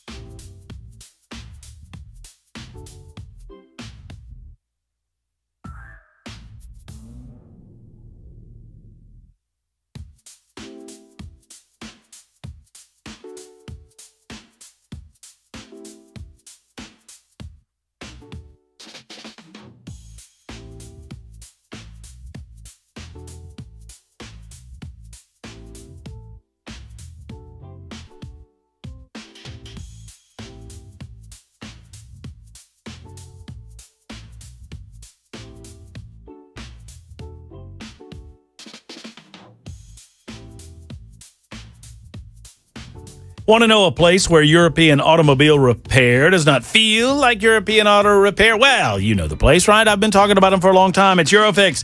There are spotless service areas. They believe in clean and comfortable, inviting waiting rooms because you ought to be treated right, just like your car ought to be treated right. Your car will be treated in the proper fashion with a free 15-minute no-wrench inspection, plus a 3-year, 36,000-mile nationwide warranty on all the repair work that they perform. At Eurofix, you don't have to put up with dealer prices or get ghosted when you're waiting on a callback. Eurofix does both of those things well. Locations in Nashville, Franklin, Belmead, Murfreesboro, and Mount Juliet. 844-EUROFIX is the number. 844-EUROFIX or online at MyEurofix.com. That's MyEurofix.com. MyEurofix.com. Tell them Matt Murphy sent you to the one and only Eurofix.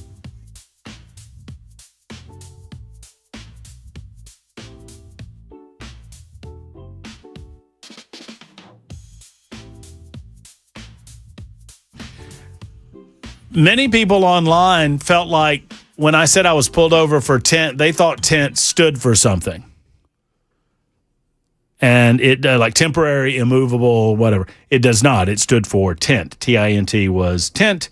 There was an anti-ICE activist that set fire outside of an immigration court in New York City earlier today. Y'all have probably seen the video by now. Do you still have me up on there? Let's just look a little of this video where, look at this. I'll just show you a little. There you go. And, oh, look, that's, I don't know what those canisters are. You see that right there? And then. Guys, oh my God. Okay, I don't know if this person curses or not, so I got to turn that down, the audio down, but I'll let the video play. And then they take the guy down. That's outside of New York City. There's good on you to avoid altercation with the police. Doesn't look like a drug dog anyway. Yeah, this guy, it's unfortunate that this person did not light themselves on fire at the time that they lit the fire, but that's what we're dealing with in New York City. Mamdani's New York City, I should add. Also, while we're doing videos, I told you guys that this was out there. Jackson, have you seen Dan Manis on the Jiggler? Do you have it up? Let's go. Have a healthier lifestyle. How about that? You're also Dan, tell everybody to come join you on the Jiggler. Come join me on the Jiggler at Contours, here till 1.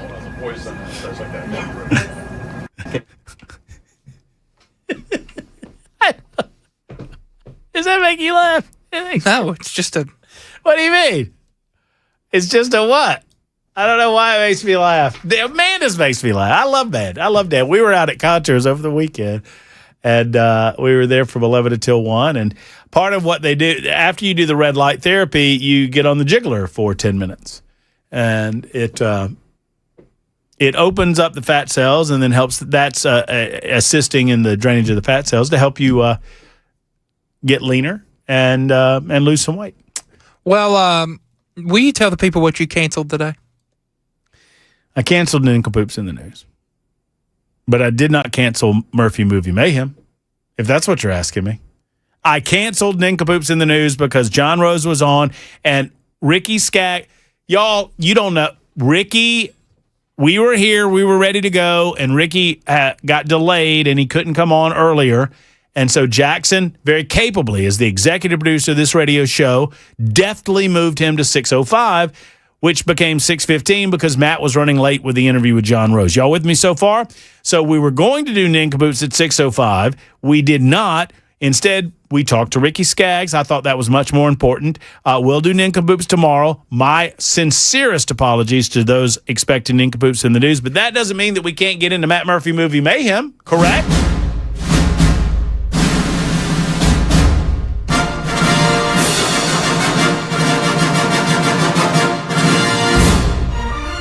That's right, ladies and gentlemen, boys and girls. It is time to turn away from the world of politics and join Matt Murphy and Jackson Williams into an adventure into Hollywood when the movies were actually pretty good. And this one, I'll tell you, is more modern fare, but I got to tell, after I've seen it now 4 times, I had seen it 3 times, I watched it again last night after the race that we don't want to talk about. Yeah, I don't know. It's pretty good. I don't know that I like that you're interested in NASCAR now because you're like, oh, where's your driver, Matt? My 2 drivers are 2nd and 4th. It's like, well, Hocevar finished 9th. Okay, look, the problem is you're picking Denny Hamlin when he's on a heater. He's on a heater for the entire year, and he has his best chance to win a Cup championship that he's ever had. Denny Hamlin's going to retire in like 2 years, so I got Carson Hocevar, who's a young driver. See, I can't fault you on the Hocevar because I feel you're getting on Hocevar early. So so it's hard for me to criticize the Hamlin deal because I get it. Also, I want to see him win a title. Also, I know no, you just want to see me annoyed is what you want. He's never won one. He's one of the greatest drivers in the history of the sport, guaranteed Hall of Famer, and he deserves to go out with a championship. Mm-hmm. But you are a fan of the. Do you understand what happened to my boy who was in 4th place? You understand what happened to him? He got caught in a wreck, right? No, he got caught behind the wreck. He pitted early, which puts you to. So the idea is if you pit early, the advantage is you have new tires, right? And so you're going to be faster than everybody. But if there's a caution that comes out while you're pitting, when you pit, you're like 2 laps down, and you're hosed. And so he pits immediately. Okay, that's what happened. He pitted, and then like right after he pitted, a wreck came out. I saw old boy up there in stage 1. I wonder what happened to him. Mm-hmm. I was like, where'd he go? Did you? Is that what you did? He get lost? Yeah. What? Did he take a right turn? Yeah, did he take a right? These are left turns, buddy. Is he getting a hot dog? Yeah, he might as well have gotten a hot dog. All right, let's talk about more fun times. Knives Out was the movie that we watched over the weekend. We pick a movie on Fridays. We watch the movie over the weekend, and then we talk about it late on Monday shows. I had seen the movie. Jackson had not. Jackson, what do you think? This is probably one of my favorite movies you've given me. Not because it's some like exponential piece of cinema history like Shawshank or I would say Once Upon a Time in Hollywood. Those movies, those stand in the but like just in pure fun, like enjoyable movie. This was 2 hours of that, and I'm planning on watching the sequel when I get home tonight. I loved it. 2019 was the year that Knives Out came out. What fun facts you got for me? I got some fun facts. Don't you worry. Daniel Craig stars as Benoit Blanc, who is a noted mystery novelist Harlan Thrombey. who is played by Christopher Plummer. I think it was Christopher Plummer's last role, if I'm not mistaken. He died, the grandpa? Oh, yeah. Christopher Plummer's gone, isn't he? Hold on, let me check. Stand down. Yes, Christopher Plummer is... he died in 2021. So he died just a couple of years after this movie was out. Well, he died in the movie, he... don't give anything away, Jackson. Well, that's pretty early in the movie. It's literally the first scene. That's fair. They walk in on him. That's fair. They discovered him. Anyway, police detectives believe that he died by suicide, but there's a private detective, Benoit Blanc, who is anonymously hired to investigate Harlan's death.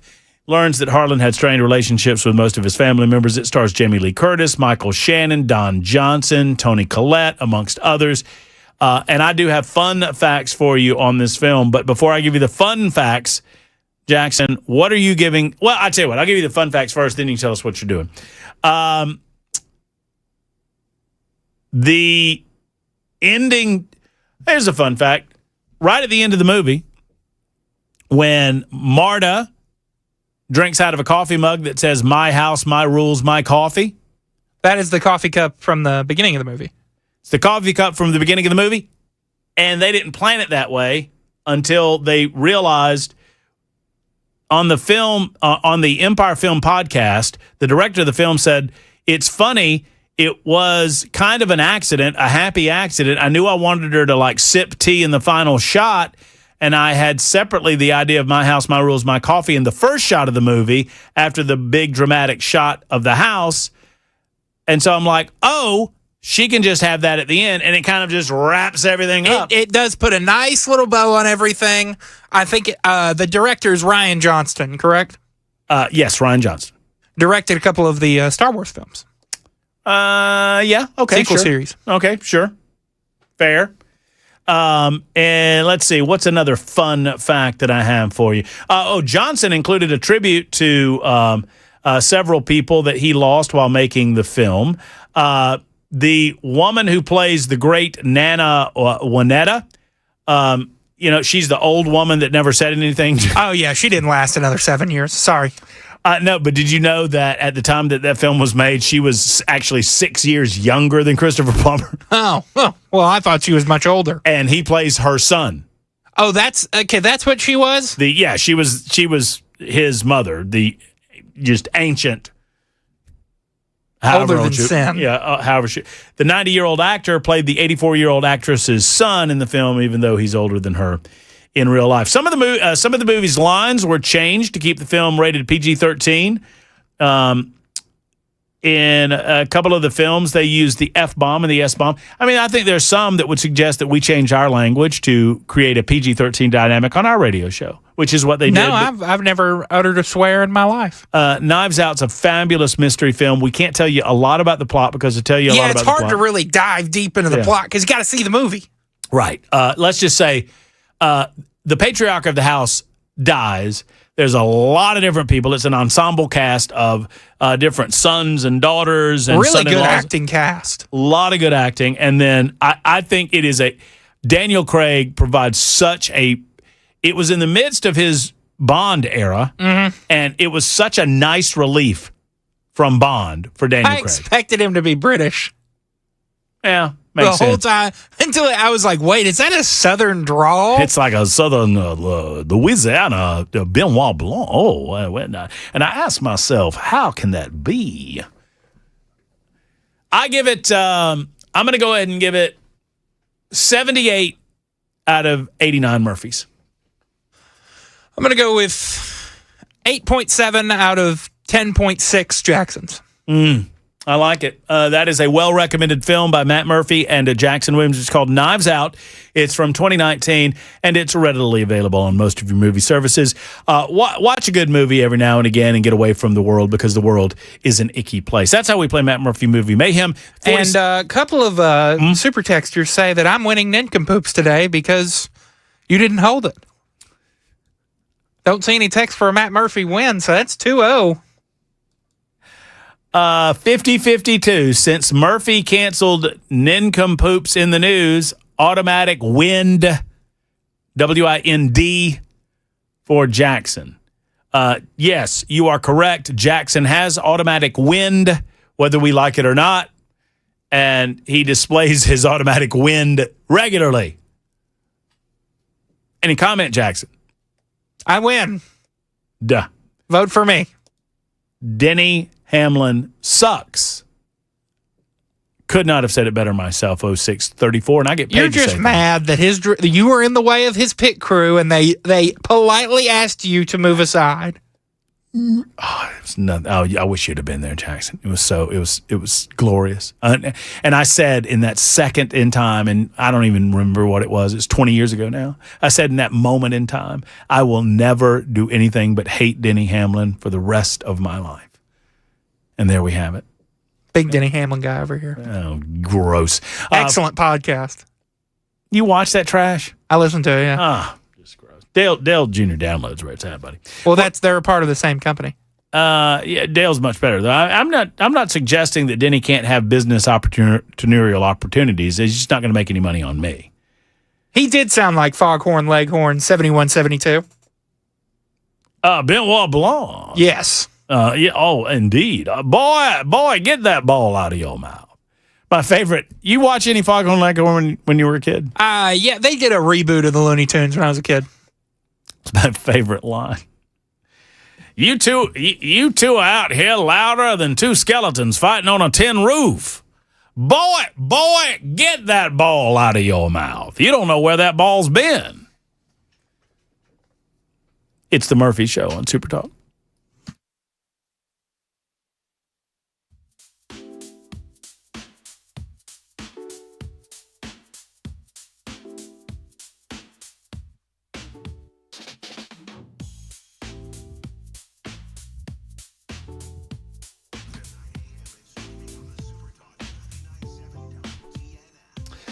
I like that people are now randomly voting online for nincompoops in the news. Ken just got a vote. Matt got 2 votes.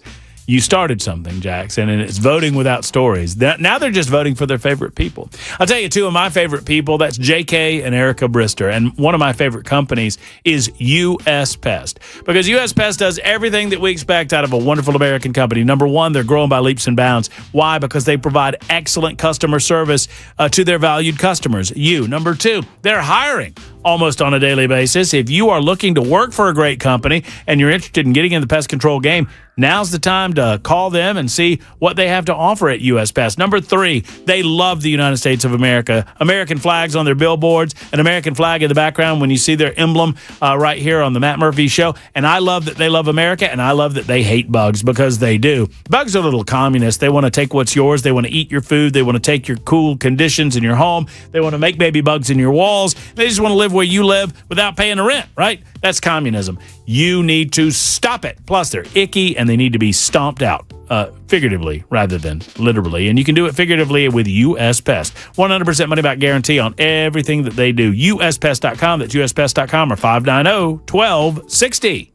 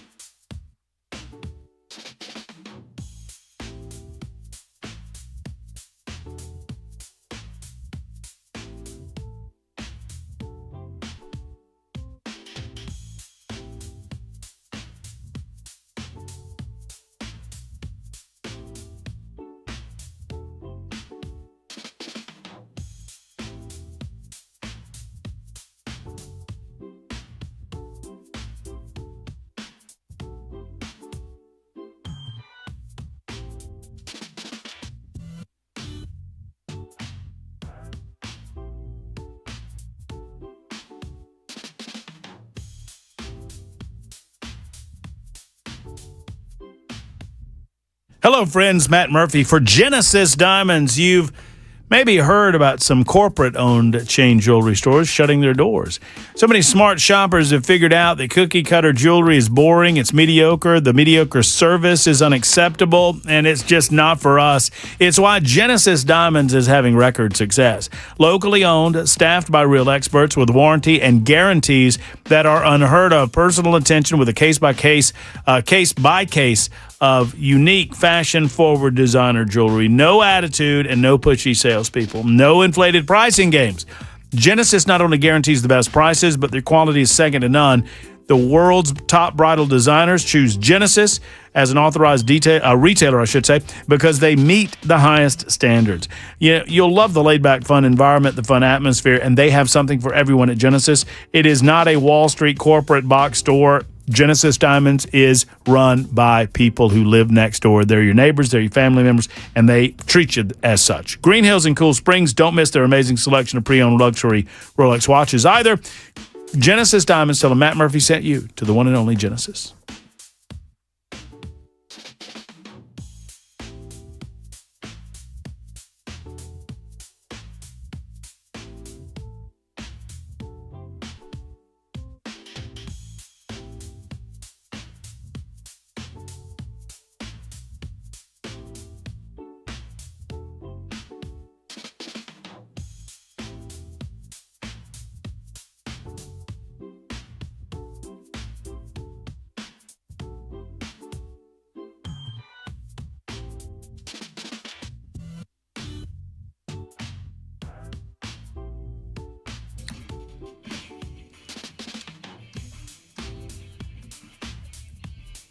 Super Talk 99.7 WTN, winding down a lively Murphy show. Thanks to our guests. John Rose here for the better part of an hour. I hope you enjoyed the conversation. Many of you seem to have enjoyed it. I understand that I did not get to every topic in front of us. An hour is just not enough.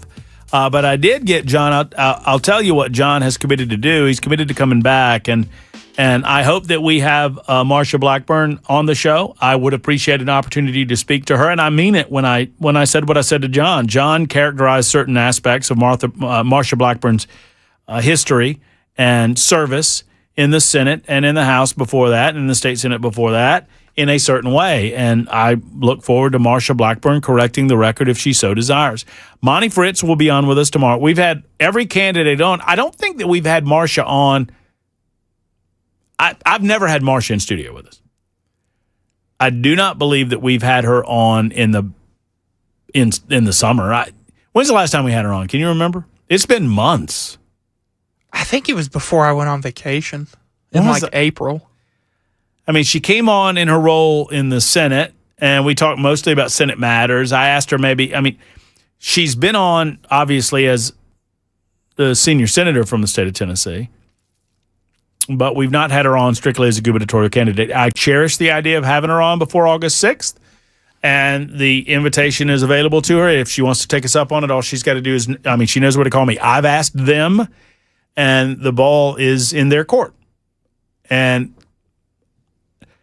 I've told you what was said to me, that Marsha's got a very busy schedule. It's packed until early September is what I was told. And I was told that, give us 72 hours and we'll figure it out. And I said, okay. And that was a couple weeks ago. Just know that Monty Fritz is holding a rally. They were supposed to have a debate tonight, I guess, and Marsha pulled out and then John pulled out, and we challenged John on the idea of, I'll debate anyone, anytime, anywhere, unless it's just Monty and I want Marsha there, and then I won't. We talked to him about that at the beginning of our conversation with John Rose, but Monty says he's ready, willing, and able to debate anybody at any point. He will be on with us tomorrow at 4 o'clock for the hour, just as we have invited Marsha on for the hour, and hopefully she answers and hopefully she comes on with us. I think that the race is tighter than they think. I have a feeling that this race will continue to tighten up until August 6th. If you forced me, I would tell you that right now the finishing order is Marsha Rose Fritz.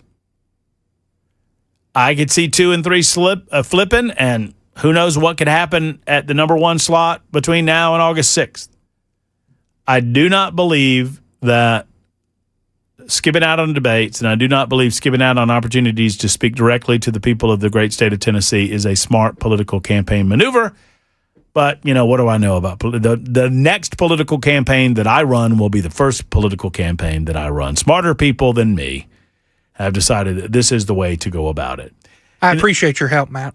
Oh, you're welcome. Jackson, do you have any final thought? I've not invited you. You're running more as an independent candidate, not in the Republican primary. So I don't feel compelled to offer you equal time until after the primary is done. Is that okay with you, candidate Jackson? Yeah, we're ready to rock and roll whenever you are. Are you now? I can fit you in somewhere the next week of September. And what are your basic campaign promises to the people just hearing about your candidacy, Jackson? What was that thing? Something about Tanzania? Do you know anybody with the digits 0590 in their telephone number? No. We got somebody that writes into this show every single day, and the only thing they do is vote for you, and they do it every day. I'm getting to the bottom of this. Every day. Oh, wait. Hold on a second. I'm going to get to the bottom of this. This is suspicious. All right, more coming up tomorrow. Monty Fritz on tomorrow. Until then, Mark Levin's up next. Dan Manis, Nastro's Morning News tomorrow morning. It's Matt Murphy speaking and saying for Ken Weaver, for Jackson Williams, and the rest of the crew, have a wonderful evening. Hug your loved ones. So long, everybody.